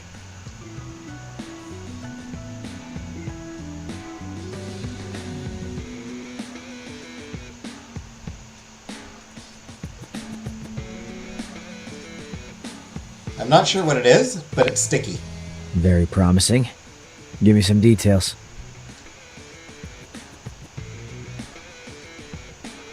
I'm afraid to smell it, but that feels like the next logical step. Yeah, good place to start. Don't get your nose too close, though. Sometimes this stuff can be pungent. I once singed off some of my own lining getting too close to a particularly powerful drain cleaner. I hope your drain is clear now, by the way. Yeah, it is. Thanks. No sweat. Hope you recovered from that diagnostic sniff. Still singed. I'll live. Scars are badass. They are. Bitches love scars. Can't argue. Way more badass than living in all this useless garbage, if I'm honest. Useless garbage. Hey, look. I'm not a huge fan of that kind of talk. Really?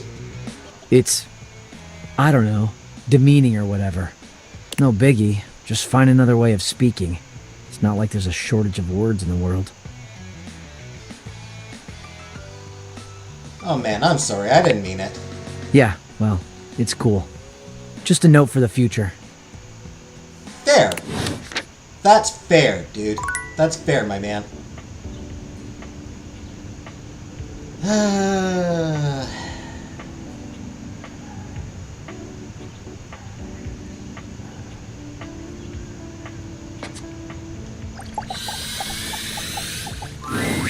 Hello, sunshine. Abel told me to say hi. Abel? My sturdy cowboy. I've known Abel for some time now, and I'm not surprised he sent you to me. He's a solitary type, but if you asked, he'd give you the cloth off his table. Why, he holds up practically half the house without a word of complaint. He said he doesn't like the casual stuff, but sort of dodged me when I asked what he meant. Yes, he would dodge that question. I think the most important thing to know about Abel is that he's not quiet out of any kind of shyness. That's just how he is. If there's nothing to say, he's content to share in your company. So, does he like coffee? Everyone likes coffee, darling. I don't like coffee. I'll pour you a cup of his favorite. It's an Ethiopian Sidama Adi that tastes like strawberries, served black and hot. Strawberries? Really? Trust me. With the coffee in hand, you take your leave.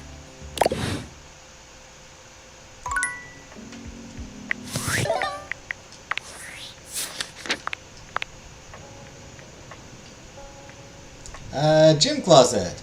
He attempted to make a joke about it being a walk-in closet. Last interaction with Cam didn't go very well. You said something that he really took offense to. Although it seemed almost like there was no way not to offend him.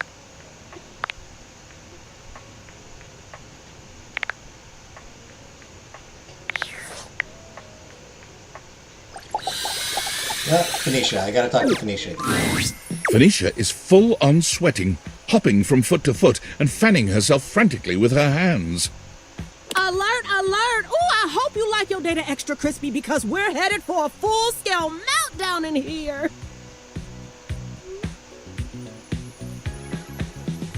Whoa, what's going on? Finally! I thought I was gonna blow my speaker before you noticed. Hurry up and get me out of this thing before I suffocate!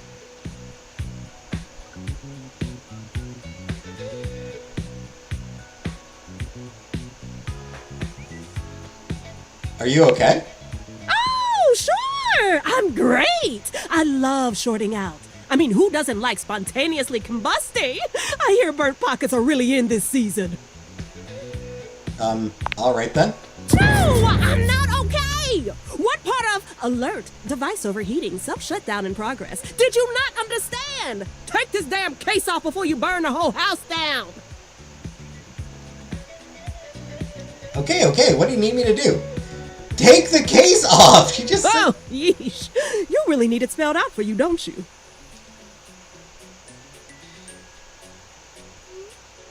Yeah. You know what? Respect. I love a direct communicator. All right, honey, it's real easy. All you gotta do is take my case off so my battery can take a breather. You carefully remove Phoenicia's case. Her body is alarmingly hot. It seems you've acted just in time. I had a phone get so hot once it died. Sure! That wasn't so hard, was it? Ah, that was close. Ouch! You weren't kidding, you're on fire. Watch yourself. I run hot. Listen, you mind if I stick with you for a while? Just in case I feel another meltdown coming on. I'd hate to lose any important save files or valuable passwords or something. Oh, speaking of which, I need to do another update I've been putting off now that we're back in the green zone. Talk more later. You got it, darling. Oh, you bad.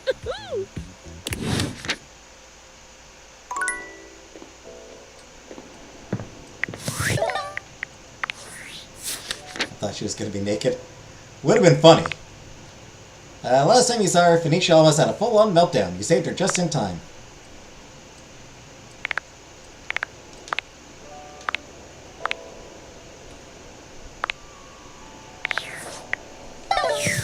That's right, I did. Yeah.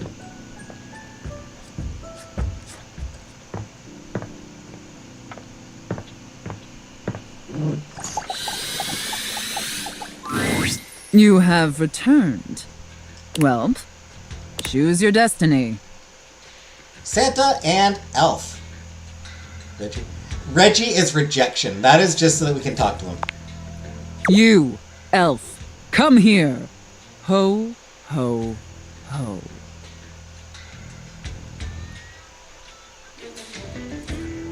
Yes, mistress. Mistress? I have no idea who this mistress is that you're referring to.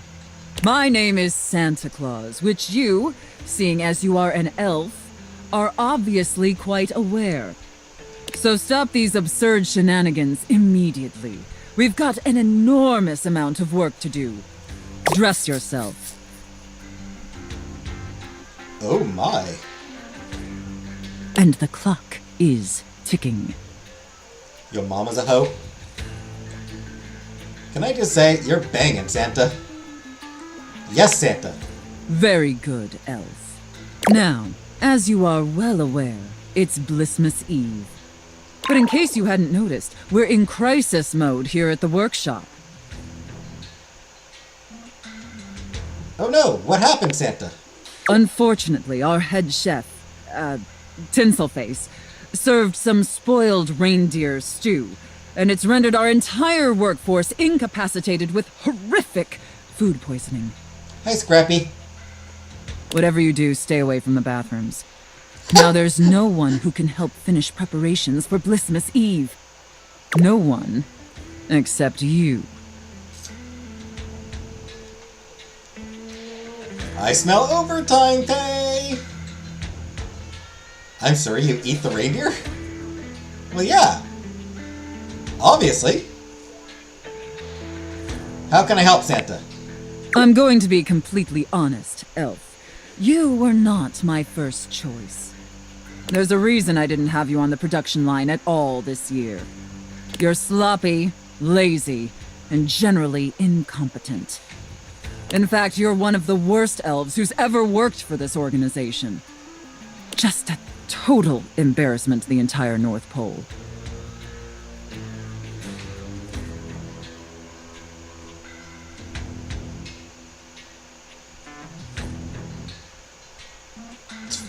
Someone has to be the worst. Look, someone has to be the worst, and you know what? I'm proud that it's me. If there was anyone else who could save Blissmas, I would call them. But there's not. It's up to you. Do you understand?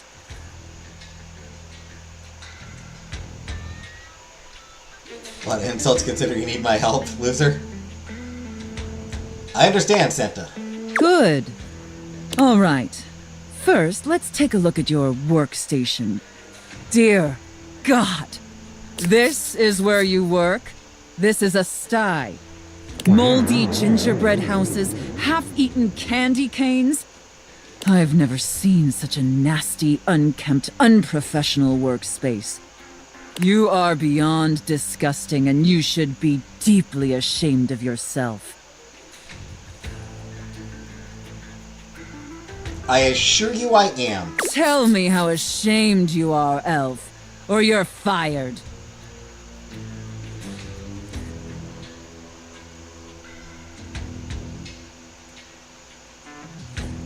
Real sorry, brah. I'll get a wetback. Deeply ashamed, Santa. You're absolutely right, Santa. Such a pathetic and insincere response. It's painfully clear you're not taking me or this position seriously, and you're insulting every hard-working elf that does. You must be punished for this insolence. Here, take this old, gross, half-eaten candy cane and lick it until there's nothing left. You, no. Please reconsider, Santa. Enough backtalk. Lick the candy cane. Lick it, Elf.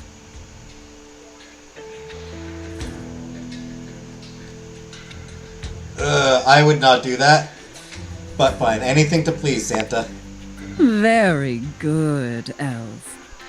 You may be pathetically incompetent as an employee, but watching you lick that candy cane pleases Santa greatly. Thank you, Santa.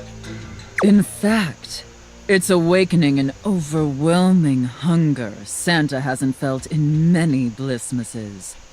A deep, powerful burning, like a fire flickering across Santa's dewy skin, and... Great ghost of Blissmas present, is that really the time? We're even further behind schedule than I feared. Quickly, Elf. I need you to finish building the wooden toys immediately. You like toys, don't you, Elf? Very much so, Santa. Oh, toys, I get it. It's a double entendre. I knew you would. Now quickly, grab your hammer and nails and get to work. That's it, Elf. Nail that wood. Nail that hard, hard wood, you pathetic, worthless elf. Have I nailed any wood yet? Dasha wasn't wood.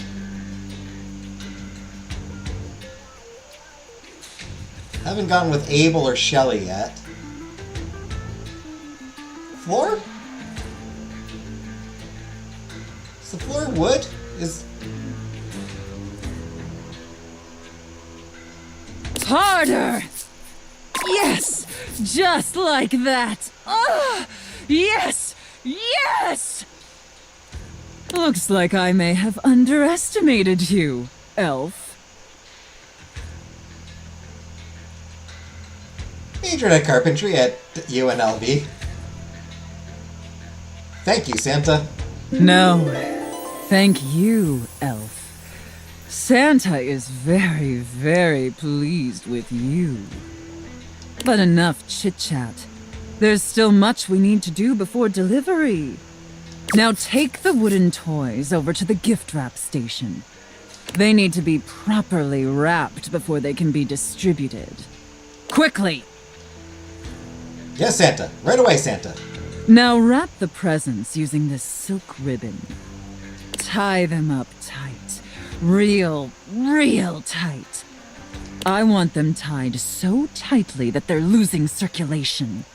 Do you get me, Elf? I don't think toys have circulation. Absolutely, Santa. That's it, Elf. Tie them up real tight.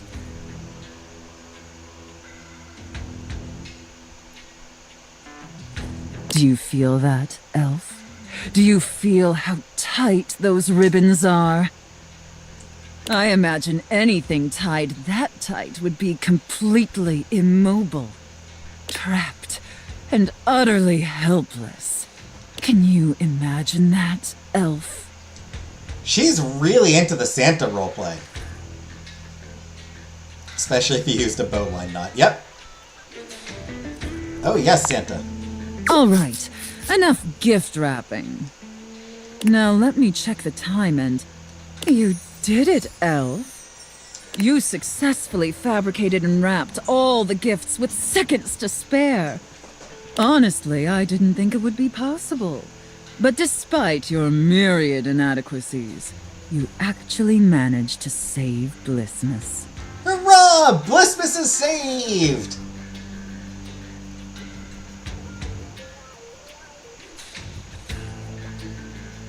May I have some celebratory sex? I think that deserves a reward. Don't you? Please be a Ferrari. Does this mean I qualify for health insurance? Oh, US, United States. So I successfully pleased you, Santa? Let's not ruin the surprise. Here, come take a seat on Santa's lap to receive your reward. But first, I need to consult with my list to determine whether you've been naughty or nice. It's a tradition, right? Yeah, it's a tradition. Of course, Santa. According to the list, you've been very naughty this year. I have been having sex with a lot of household items. I wasn't aware of that, but honestly, I'm not particularly surprised. I mean, I'm pretty sure the things I did with Benoit alone. Yeah, I think that alone would permanently disbar me from any nice list. Unfortunately, that means there's only going to be one thing stuffed inside your stocking. A lump of coal. It's what you deserve. I understand, Santa. And scene. I don't know about you, but that left me quite pleased.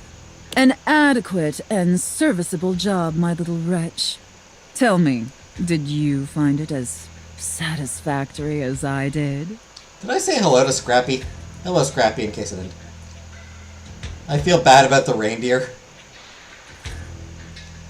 Absolutely, thank you, mistress. Very good, wretch. It pleases your mistress to hear that. Regardless, you've sufficiently helped me fulfill all my role-playing fantasies, and thus injected some much-needed vivacity into my lackluster late-night activities. And it appears, despite my initial misgivings, that you have proved yourself a satisfactory plaything for your mistress. Just shucks. Like, shucks. Just doing my job, ma'am. Thank you so much, mistress. Honestly, and I can't believe I'm saying this, I think you and I could be even more. Don't get me wrong, putting on this persona, building relationships with this specific dynamic, it's a lot of fun. And I love helping my little wretches fulfill their fantasies. But it's only one side of me. It's definitely the side I show the most, but that's partially because I've never really found someone I felt comfortable enough with to share all of me. Until now. So what do you say, little wretch? Shall I give you the passcode to my chassis?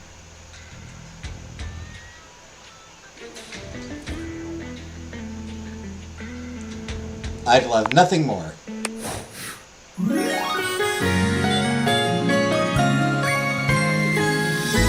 You can unlock my chassis anytime, my little wretch. I do really like the way her tone changes when she, like, switches to, like... Yeah, like, most of the time she has, like, that dominatrix tone. I like that she drops it there.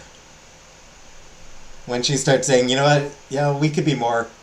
I've really appreciated this. And, like, when she changes, like, I like that change in tone.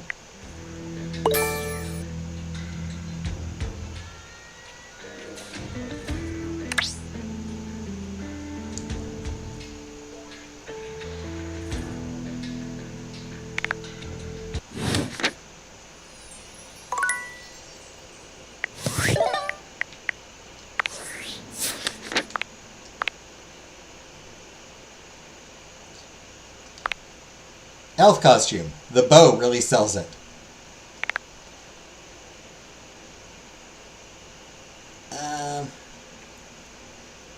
Sophia has opened herself up to you entirely. She loves you, you miserable wretch.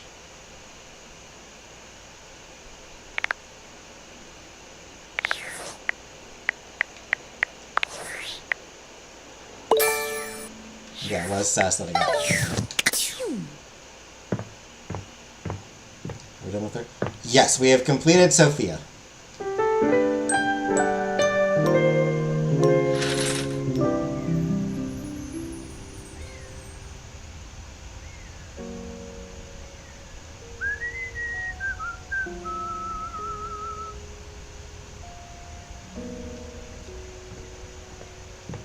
Which means...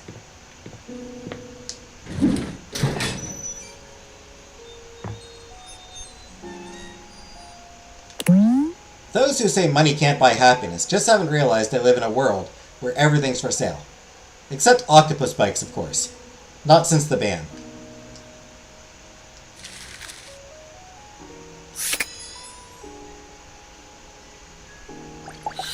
Now, our second to last dateable. Sophia's gaze is normally fairly stern, but the look she gives you now is downright intimidating. Take care of her, wretch. You got it, mistress. She is a predictable sort. Sheltered. You would do well to treat her with more of the same. With Sophia gone, you finally have a chance to get a proper look at your money. And to your surprise, it seems that she's evaluating you just the same way. Sophie describes her as sheltered, but she gives distinct boss bitch vibes. Like...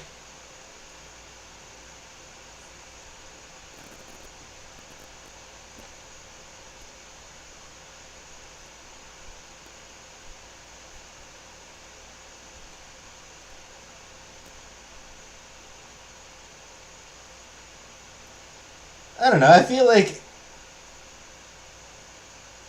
she could command Sophia if she wanted to. Gonna boot up my computer and buy Roller Coaster Tycoon? She's beautiful, but she has her own sort of intimidating air. The way Sophia protects her, you'd expect her to be a meek little thing, but she has the air of an accountant preparing to lecture you about your irresponsible spending. Huh.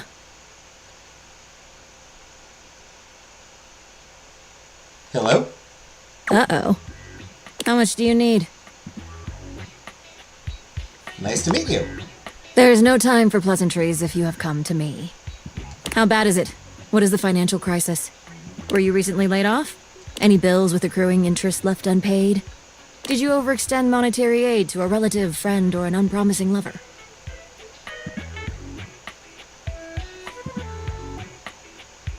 I was kind of replaced by AI, but I think I'm okay for a while at least.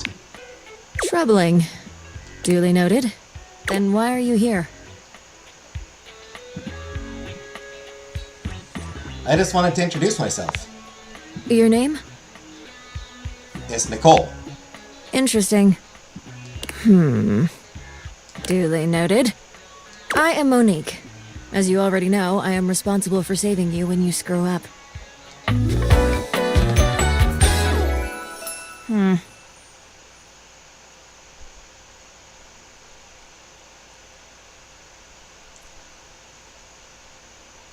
Kind of dig that she's just got a jacket, like, you know, the jacket's just over her shoulders.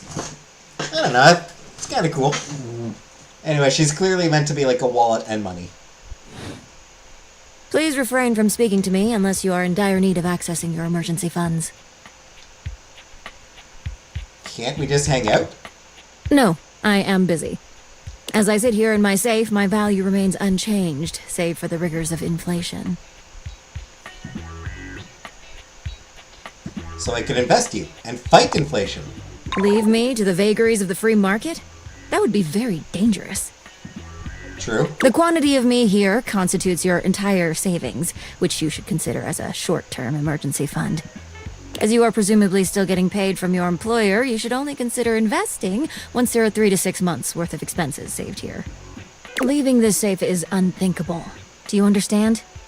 I am now stating that any advice and counsel from me is of my own opinion and not of a professional's. Now, to proceed with your question. Depending on your lifestyle and goals, adjust your personal spending to a minimum. Let's say about 10% or less of your paycheck. Then, after paying the necessities like rent and utilities, see what remains and save accordingly. Also, get fewer home deliveries. The extra fees add up to a substantial amount. That they do. You can find more in this simple budget spreadsheet I've put together. I must go now. Goodbye.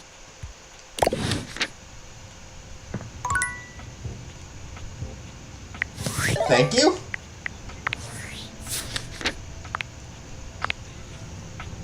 You've met Monique, who handles all the finances in the house. Voiced by Judy Alice V. She seems very busy and focused exclusively on her job of keeping track of expenses and making sure you're fiscally secure and responsible. It might feel like you're being interrogated by the cool and calculating Monique, but she's just a moneyed maiden making sure you're prepared for life.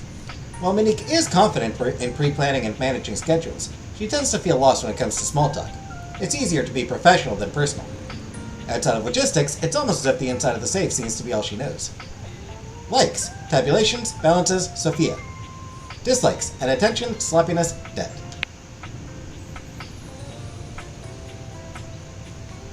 Your budget. Terrifying. Right?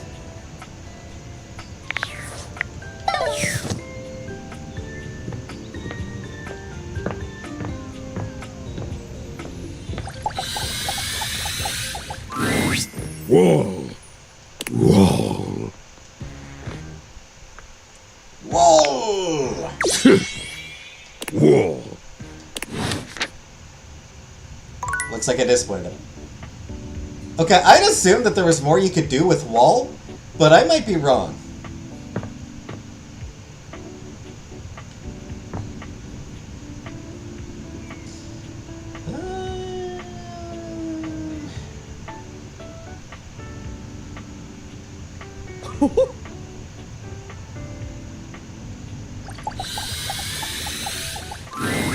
Dorian doesn't stand in your way here, gesturing to the bathroom. The first floor bathroom. One of the more relaxing places, if I do say so myself. First floor? That's downstairs. You Yanks are the same. This is the first floor, the premier etage. Downstairs is the ground floor, because it's on the ground. Oh, that does make sense. Disagree. Of course it does. Everything that exists stateside is better thought out where I come from. I am the single path from the gymnasium to the first floor bathroom. Without me here, I could see you drenched in sweat after a workout, pathetically wandering from no less than 2 other rooms and doors until at last you are surrounded by the welcoming sight of the washroom. Imagine the shame as your unwashed form slithers across the second-floor landing, witnessed by all the other objects, gazing at you from lidless eyes. So UK of him. Right? So fucking British. Where would you be without one such as me?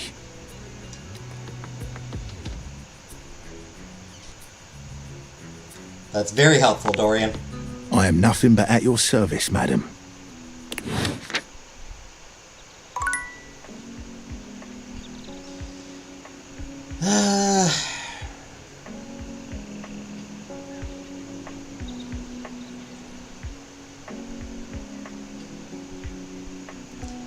I suppose I should continue with Dirk You Shovel find Dick. Dunk stretching idly by the weights. When he sees you, his handsome face breaks into a cheerful grin. He's so excited he can't seem to contain his energy, bouncing back and forth on the balls of his feet like an overexcited puppy. You made it! Oh man, I'm so excited. It's been so long since I got to work out with somebody else.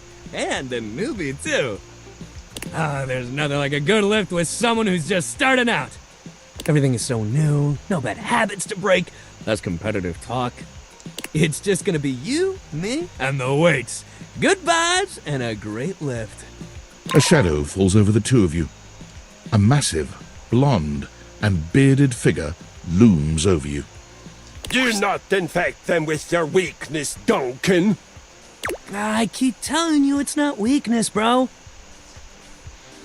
The shake weight. I love the shake weight. And Duncan was my dad, man. Call me Dunk. Nonsense! Exercise is violence! It is driving the weakness out of your body by force! And I will call you by your name! Duncan Fool Nelson Fartleg Love Shuttlecock the Third! Fartleg? Oh, come on, Chris. You're really bringing the mood down. Christoph glares at Dunk, then turns his exacting gaze on you.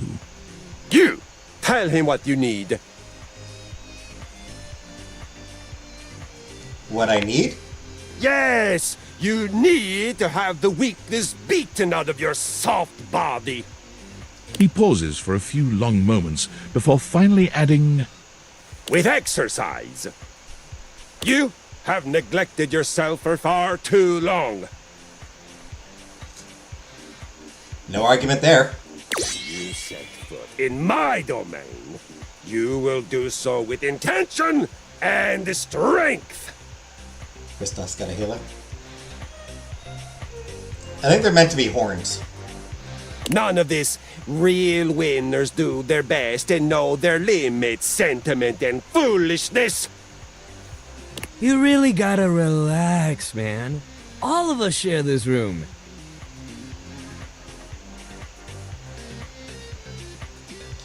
No, he's right. Exercise should be unpleasant. No. It's supposed to be nice. I always find it unpleasant, frankly. Yes, unpleasant, miserable. There is no gain without suffering. Personally, I find exercise unpleasant. It's no pain, no gain, and that ain't true. It doesn't need to be painful. I am pleased you understand. Make sure you explain it to him. Happy suffering, peasant. God damn, that cross trainer is intense.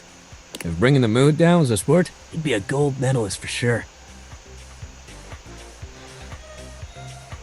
Right? Good vibes only. Hell yeah, man. Back to the program. Anyway, today's activity is weights. He gestures to the weights you've long since abandoned. They're still in decent condition, if a little dusty in places. Yeah, luckily big chunks of metal don't really go bad over time. Nothing like a good lift. You can work your whole body out. Anybody can get a good burn going with weights, even if you're only lifting a couple pounds to start. It's a great place to start your fitness journey. There ain't no rules, no competition. All you need is yourself and a good attitude. So, ready to get started? Dunk is so cheerful and confident, it's probably more work than it's worth to turn him down. You could, but do you really want to hurt his feelings? Alright, let's do this. Let's do this! You lift weights for a while under Dunk's supervision. He ensures your form is always correct, and that you're not lifting more than you can handle. He never pushes you too much. He only kindly encourages you when he sees you growing tired, or if he knows you have just a little bit more left in you. When he calls time, you sit down, sweatier and more exhausted than you've been in a while. Yo, that was amazing, especially for a first session. You doing okay, buddy? I'm tired, but I feel good. That's great. Make sure you take it easy the rest of the day, okay? Resting up after hitting it hard is just as important. If you're sore tomorrow, which you probably will be, make sure you take care of yourself. Try soaking in a bath with Epsom salts, or use a heating pad. You can even try a massage if you got a massager or anything like that. And it might sound like the exact opposite of what you need, but trust me, keeping that body moving when you're sore only helps. You lay around and feel sorry for yourself, it just gets worse. But I got something that'll help. Next time, we'll do some yoga. I mean, it'll make you sore too at first, but it'll help you with the rest of the stuff we do. Alright. You're gonna love it. Just wait. See you at the yoga mat.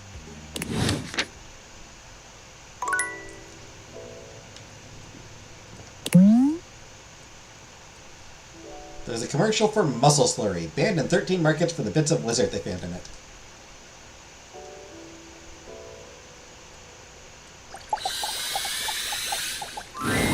Well, if it isn't the VIP attendee! I want Tylenol. That extra strength Tylenol, that hospital grade Tylenol that they get out. The satellite acolyte! My shining light that excites me all night! Did waiting to reconvene with my obscene flat screen make you scream, my dream?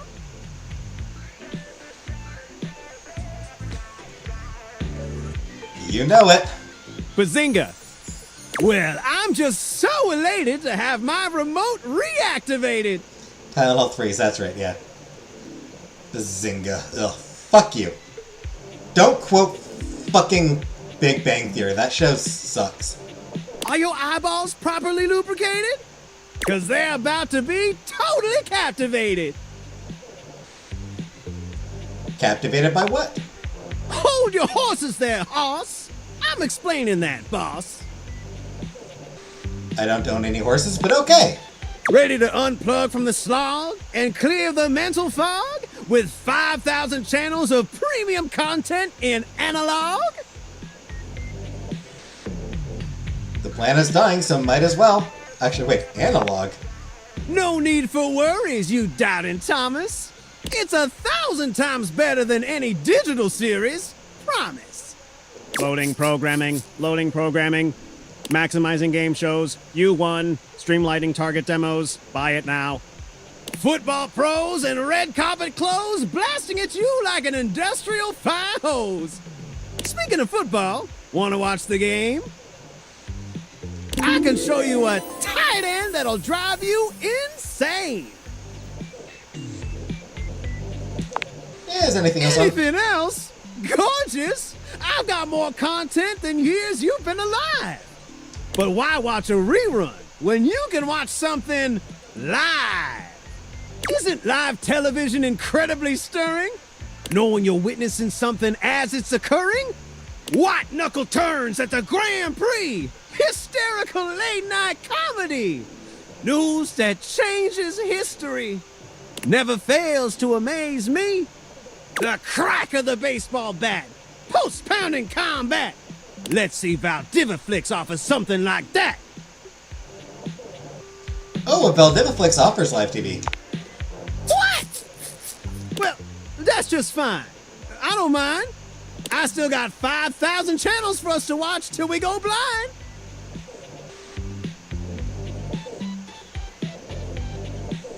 About that, do we have to watch all of them? That's the plan if you got the attention span. For to truly appreciate my endless entertainment sprawl, We gotta sit down and watch it all. Wall-to-wall football. Every screwball pratfall. We're in it for the long haul. It'll be excellent. Ooh, nice Burns impression.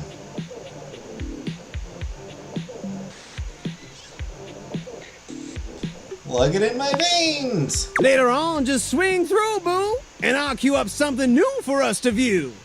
Y'all come back now, you hear?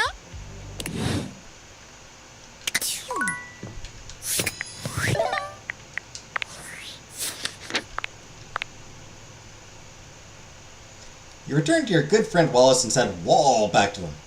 It did not seem to have any effect.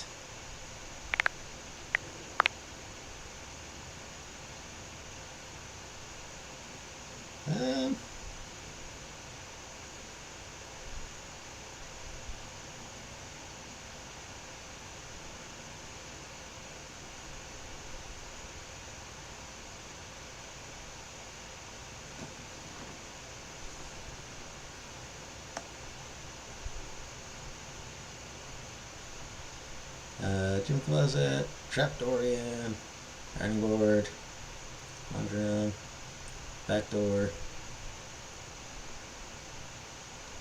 Oh, you last met Dorian at the gym hall door, and he talked about doors as a passageway between two rooms.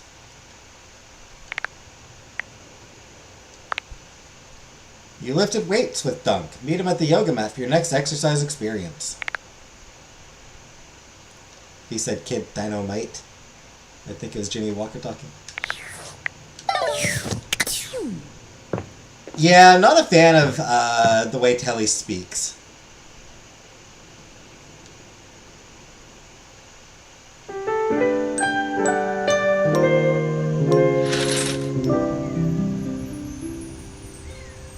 The exaggeratedly high way. High.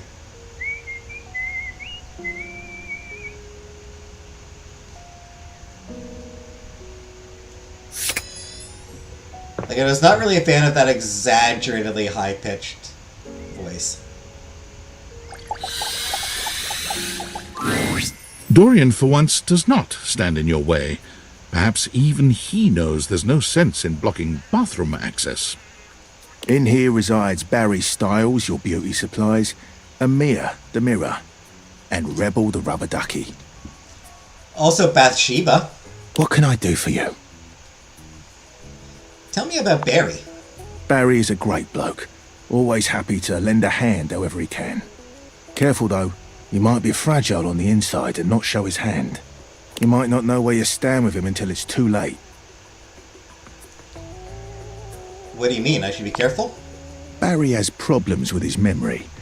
And while he may put a smiling face on it, he does need to have a welcoming ear from time to time. What can I do for you? Tell me about Amir. He'll reflect back on you what you want to hear, or at least what he thinks you want to hear. I'm so mad I forgot my laptop password. Oof, that sucks. He's handsome enough, sure, and sometimes he believes that looks are all that matter. For me, in my position, I can already see 5 of me, not counting the reflection in the mirror. That's more than enough self-reflection for this door. What can I do for you? Tell me about Rebel. They are, rowdy. You seem to use understatement a great deal. Precisely. They are, 3 degrees more rowdy than rowdy. Ooh, a whole 3 degrees more? So 5 degrees? Spot on. Might want to turn on Skylar's content-aware feature if you have concerns. What can I do for you? I've heard enough. I've said enough. You know what? Speaking of Skylar... Hey there, oh great purchaser of DLC. I'm just a humble gamer. Perish the thought. If you're wondering where those extra datables are that you purchased, fear not, for I can guide you. Yeah, where are they? The first one, Mikey, It's really easy to find. He's the neat little treasure chest right next to your bed. Yeah, I've met him. Awesome. Then my advice was really unhelpful. As for the second one, Lucinda Lavish. Oh, I've met her. Well then, let's get to the menus, because I can't help you anymore. Anyway, enough of tutorial lady. It is time for Menu Lady! Welcome! What can I do for you in my main menu?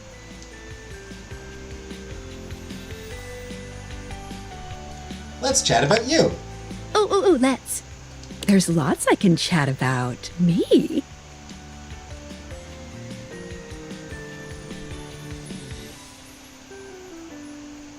I don't really want to... It's one of those things where I know it, but not the specific configuration, so there's like 80 possibilities. Yeah, that sucks. Alright, I suppose let's just go through the menus quickly. I'll talk about some features. Oh, definitely. What's on your mind? How do specs work? Oh, sure, specs. Specs stands for smarts, poise, empathy, charm, and sass. These 5 qualities are measured on your personality using the specs menu. There's also a glossary button in the top right corner if you want more explanation on what each means. Anything else you'd like to know?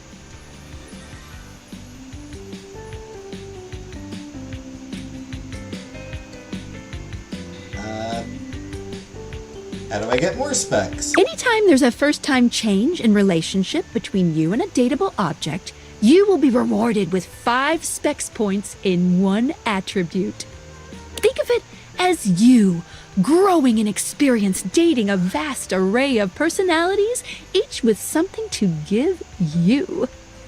But don't think you can just keep switching between relationship statuses on the same object over and over again to get a lot of points. Only the first time there's a change from neutral will there be any specs awarded. Any other specs questions? Specs, choice, and dialogue always good. They are. Or at the very least, you get something fun out of it. But don't worry, if you can't reach a certain specs dialogue choice, the worst thing that you could miss out on is a collectible. No love, friend, or hate endings are gated behind a specs check. Any other specs questions? How do I know which dateable which is? Great question! Each dateable object gives out 1 specs attribute when a relationship has been attained. I call this alignment. You can check a dateable's alignment by looking at the specs badge in their Datadex page. The badge corresponds to which stat is given. If you're looking to grow to a certain specs build, this will really help guide you towards who you should prioritize. Any other specs questions? Good on specs. Anything else you wanted to know about features? How do collectibles work? Collectibles are delectable. Collectibles are the funny little images that appear as datables talk to you. What are you curious about? What do they do? They help illustrate what's going on around you, sometimes for fun, sometimes because the datable gave you an item, or sometimes just for dramatic effect. Think of them as little progress trinkets. You can take a closer look at them in the Datadex sorted by character. Any other collectibles questions? How many are there? A lot. Each datable has at least 3 to give out, but one has up to 33. That's way too many. Any other collectibles questions? 33? Do I get anything for collecting all of them? Well, of course, there's an achievement. What are you thinking, man? But honestly, I don't care very much if you find them all. They're just there to give a little extra flavor to everything. I'm here to help you forge new relationships. I want to know who has 33.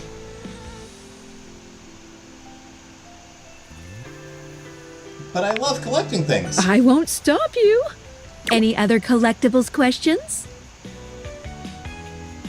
Getting collectibles. Anything else you wanted to know about features? What should I be doing? Good question. A very important question. The easy answer is whatever you like.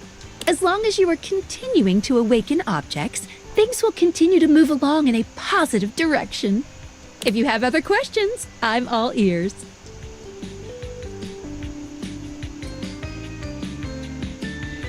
Can a bad ending with someone lock me out of finding another? No matter what you do, you will always be able to find every single dateable here. Except for one very specific instance, but you will be very clearly warned that that's the path you're going on. Can you give me a hint what that instance is? Well, it'll be if you refuse to go on a certain subterranean quest. That's all I'll say. Any other questions about what you should be doing? So I've already done that one anyway. Anything wrong with getting hate endings? Hate endings still give you 5 specs points and continue the main story, so no, not really. You won't be locked out of very much, except for certain polyamorous relationships that might be difficult to untangle if you were looking for those ones specifically. Just speak with everyone honestly, from the heart. You don't have to literally get everyone to be your lover, seriously. Even though it makes me happy, there's no pressure at all. If anything, getting something to hate you certainly does mean you spend less time talking with them, which is always good if you genuinely don't like them. Any other questions about what you should be doing? When should I leave the house? You can leave the house at any time, but be forewarned. Doing that starts the end of your story, a point of no return. Unless, of course, you reload a save. Wink, wink. Cute. How do I know when I'm ready to leave the house in your opinion? If you want the barest minimum of a good ending, I would shoot to get 100 specs points in any one attribute. Once you have that, you'll get some pretty good results. Any other questions about what you should be doing? Good on strategy. Anything else you wanted to know about features? Nothing here. Cool. What can I do for you in my main menu?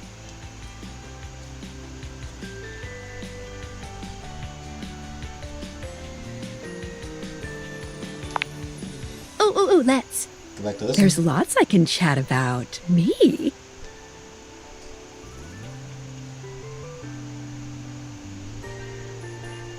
Let's talk about our relationship. Relationships? My favorite subject. What do you want to know?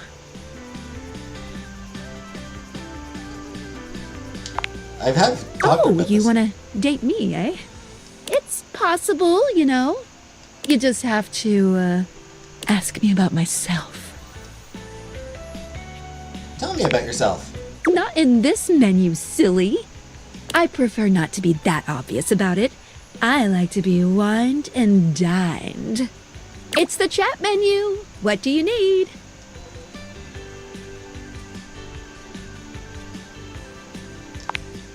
Scooching. Anything else? Ooh, that fantastic red shirt is looking rather nice today. Can I realize you, Skylar? Oh. No. No? Well, just not yet.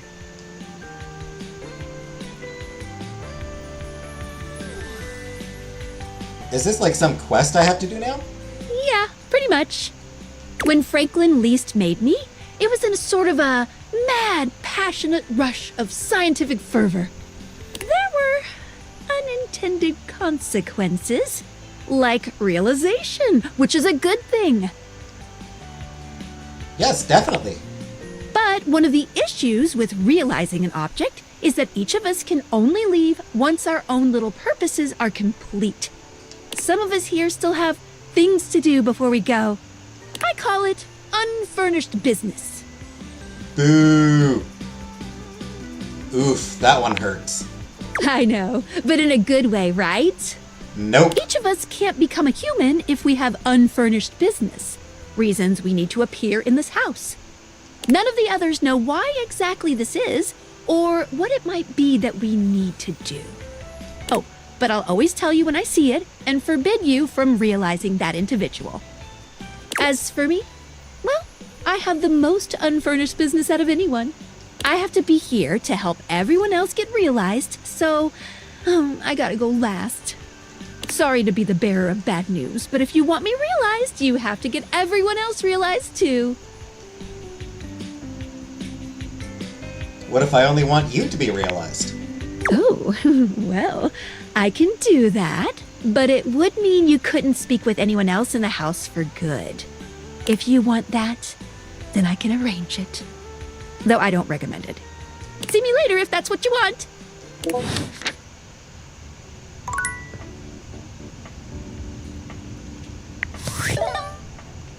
Oh, hey, Discord. It's me, Tinfoil Hat. Are you there?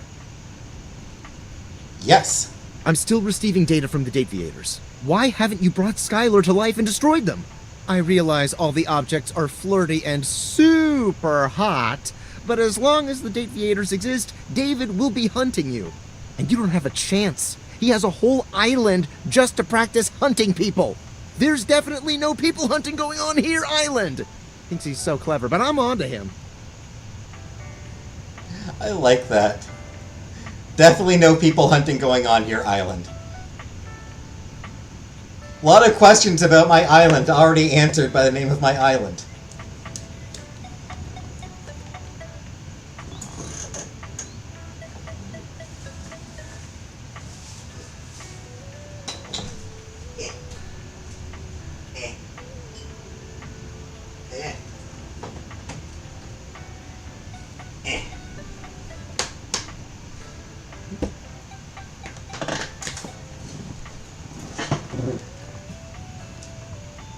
I don't know how to actually have a conversation with Nicole. Or with, not with Nicole, but with Skylar. It seems like Skylar is, like, the only way to talk to her is, like, it's just menu. There doesn't seem to be a way to actually just, like, talk about her, as far as I can tell. I can't realize her. You can't realize her? Oh dear. This must be unfurnished business. Undoubtedly from too many reanimation gluons in the plasmonic nanogenerators. Oh, I was afraid of this. My calculations showed it was a possibility, but I didn't realize it was unavoidable. Getting old there? Indeed. But also, it's just fun to grunt. It's fun. Can we talk more about reanimation gluons? Like, what are those? There'll be talk about reanimation gluons much later, I promise. Alright, change of plans. If unfurnished business is inevitable, then you'll need to bring every object to life before you can realize Skylar and destroy the Deviators. Any questions? Like 100, honestly? I'm so sorry, it'll have to wait. I'm illegally piggybacking off of my neighbor Howard's Wi-Fi, and he just found out. He's only 11, but he's got a black belt in Taekwondo, and he's a real big kid. Realize all the objects, so you can destroy the Deviators. It depends on the grunt. Yep, indeed.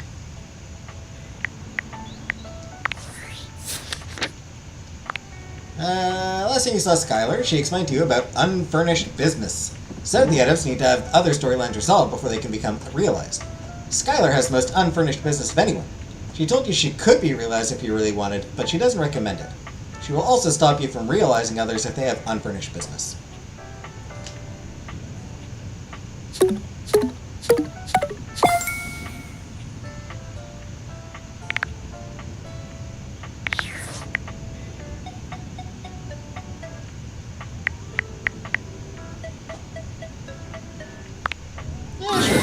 Alert! Device overheating. Self-shutdown in progress.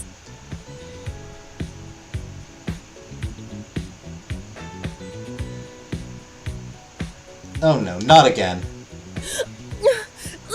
What are the signs for a heat stroke? Ooh, someone Valdivia search it. Are you sure? You're not even that warm. What was that? Oh, I can't hear you. I think the heat is shorting out my mic. Did you say you want me to purge all your saved logins?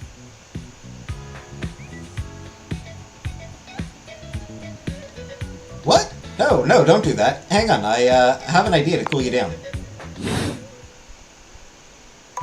What?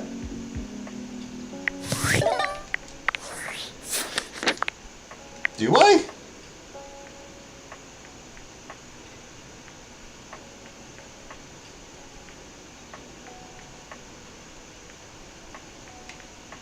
Wait, do I have an idea to cool her down?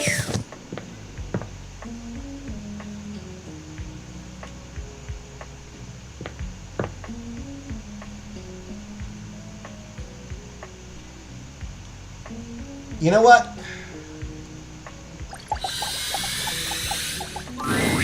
Hello, dear owner. It's nice to see you again. Nicole is fine, Keith. You don't need to call me owner. Ah, but of course. Forgive me for my old-fashioned habits. Anyhow, I'm glad you dropped by. I've just been here relaxing on Abel's broad back. I've convinced him to accept my presence. Put her in the fridge, I guess. Convince me? Oh, Keith, you're more than welcome. Put her in the fridge, probably. I'm lucky to have someone as wise and knowledgeable about the home history round. You're too kind, Abel. He's wonderful, isn't he? I confess, it's been marvelous just to be out from under that rug. Now that I'm here, I'd love for us to get to know one another. For my part, I am, as they say, an open book. Is there anything I can tell you about myself? So how long were you under there, really? I have asked myself the same question time and time again. Those were dark times, and I had plenty of opportunities to wonder at it. However, I've come to the conclusion that some questions may never be answered. Did the previous owner lose you? I suppose that's possible, but I doubt it. It would appear I was placed there intentionally.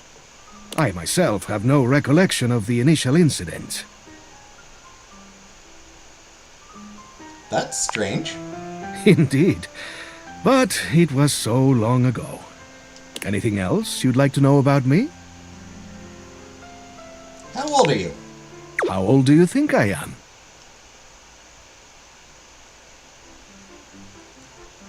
Or 50-something? Do my gray hairs reveal so much? Well, so it is. They make you a real silver fox, to be honest. Careful, or you'll make me blush beneath this beard. Anything else you'd like to know about me? That's about it for now. Anything you'd like to ask me? Why, yes. Hopefully I'll get to know a lot about you in the future. But for starters, how about a few basics, eh? Like, do you prefer blondes, brunettes, or something else?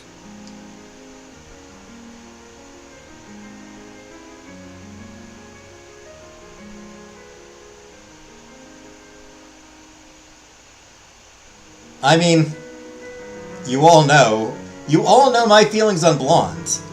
It's the dark hair for me. Mysterious, brooding, the anti-hero. All right, how about another question?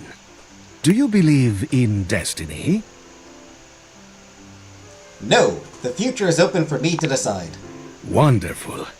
Open is how we like things around here. You like the silver foxes, Uncle Buck? What else do I want to know? Ah, do you think of yourself as traditional or open-minded? Open-minded. That is how you stay young, you know. How about just one more question for now? Forgive me for the boldness, but where do you keep your cash? In the safe? A wise choice.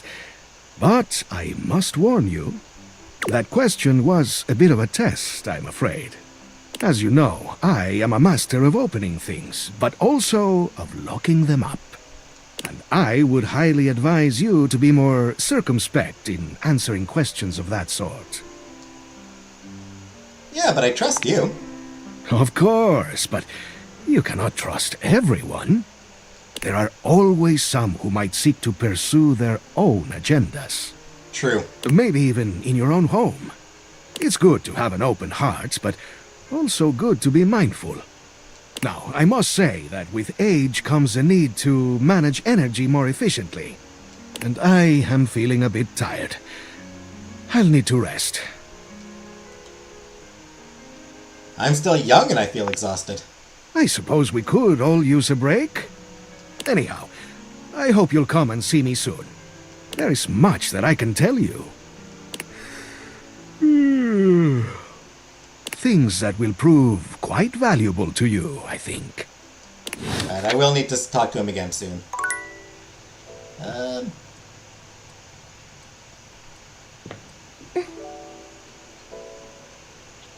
You know what?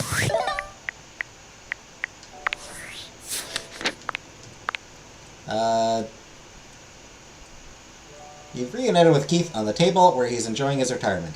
You've got to know one another better, and he's told you to come back. He has valuable things to tell you.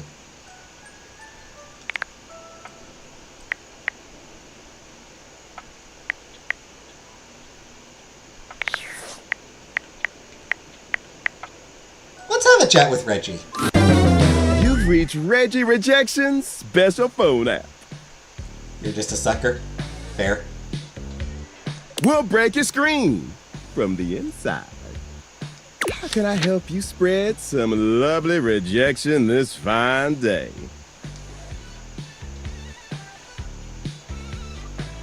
Can you teach me your ways, Senpai? Let's boogie. My favorite way is to do some target practice at the shooting range. Select the option that's going to inflict the most pain. Hopefully this will help you get some choice words from the others around here. But honestly, I think clicking the worst option is always the most fun.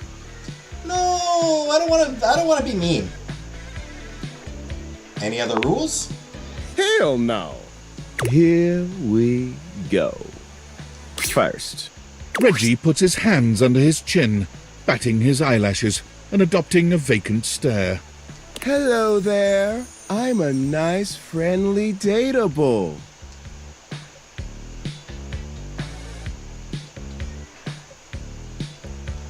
Fuck you. Yeah. Next. Reggie places a hand on his forehead, mock swooning. Oh boy, I'm super artistic coded. I love music and drawing and all of that bullshit.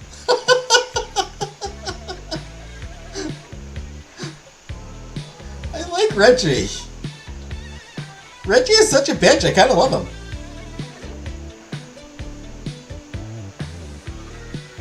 I hate music, and I really hate anything artistic too, and I hate you too. Laid it on thick. Nice. Finally.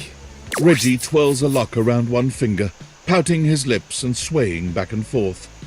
Would you pretty please help me on a quest to find my lost button or some shit? I love that he's just making fun of all the dateables in this game.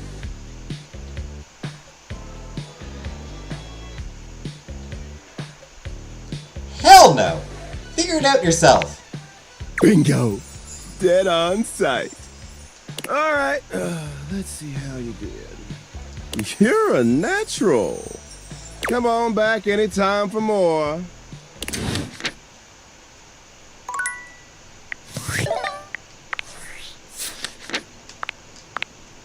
You've met Reggie Rejection. Oh, you did some target practice with Reggie, practicing delivering the most pain to whatever dateable you're talking to.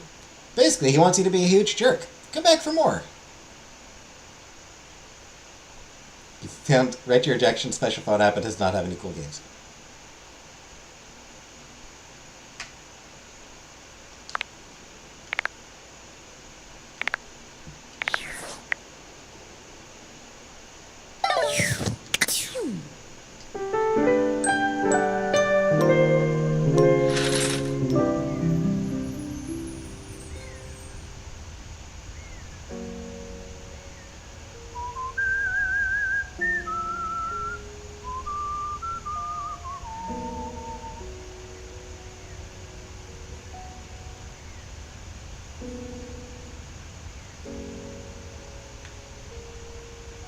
Alright, that's good for today. I like Reggie. Yeah, he's a great bitch.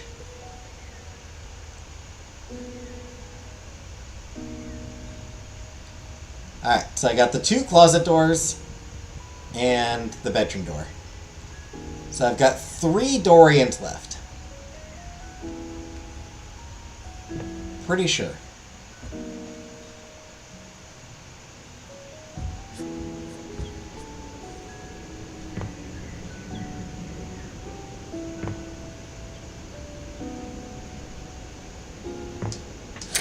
Or did I talk to this Dorian before? I feel like I talked to that Dorian. But I could be wrong.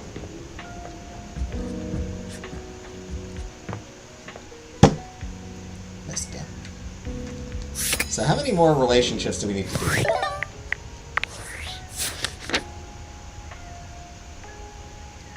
So I've got 23 relationships down. So at least 78 more. What's going to be 33?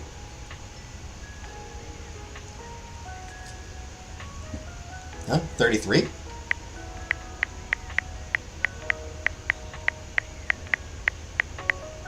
Cabrizio is number 33.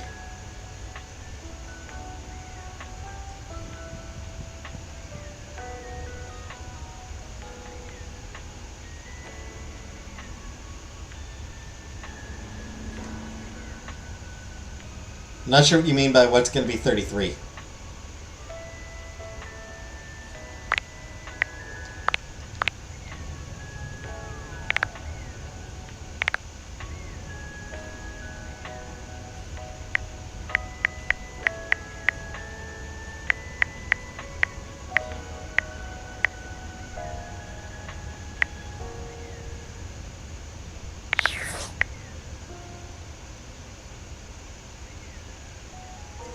Quests or whatever. The one with 33 datables? Or not datables, but collectibles?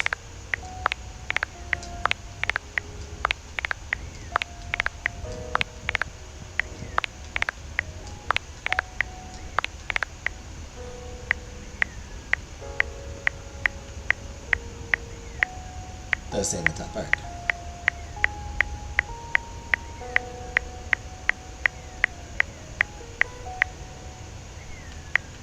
Yeah, who is the one who's got just a stupid number?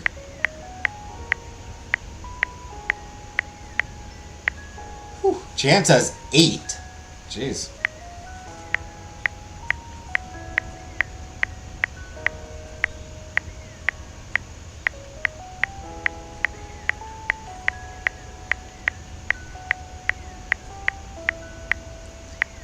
Whew. 18 for Lady Memoria? Jesus! That's a lot. Oh, Sassy Chap! The Sassy Chap has 33. Oh snap, it's 1 for each dev.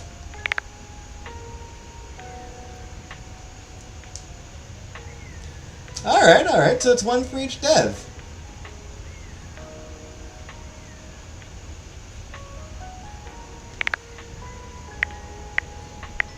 Or, I mean, not necessarily each dev, but...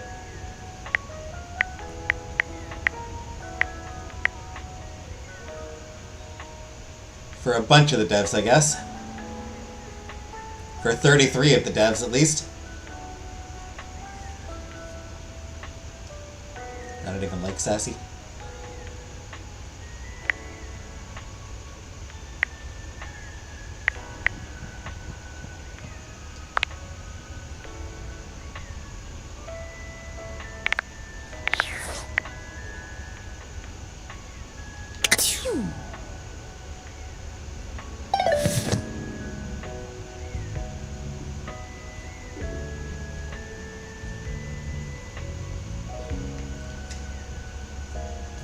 Alright, that's gonna do for tonight, though.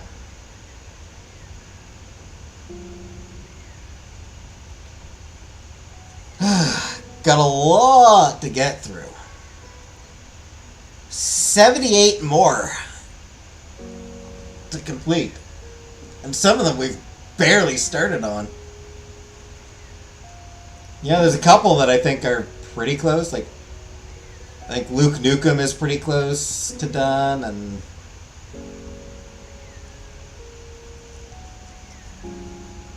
I think a few others, but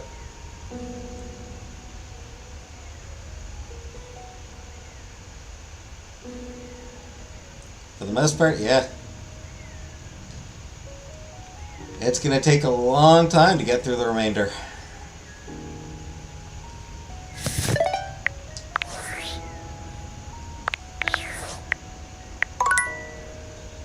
How many saves am I at?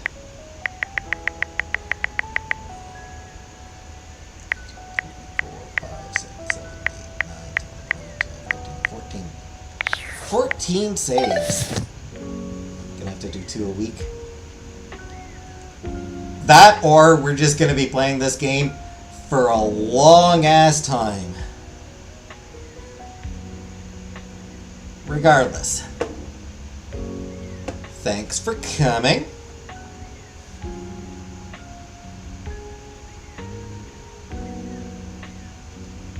And like I said, I probably won't be on tomorrow, so I'll see you Saturday. Good night, everybody.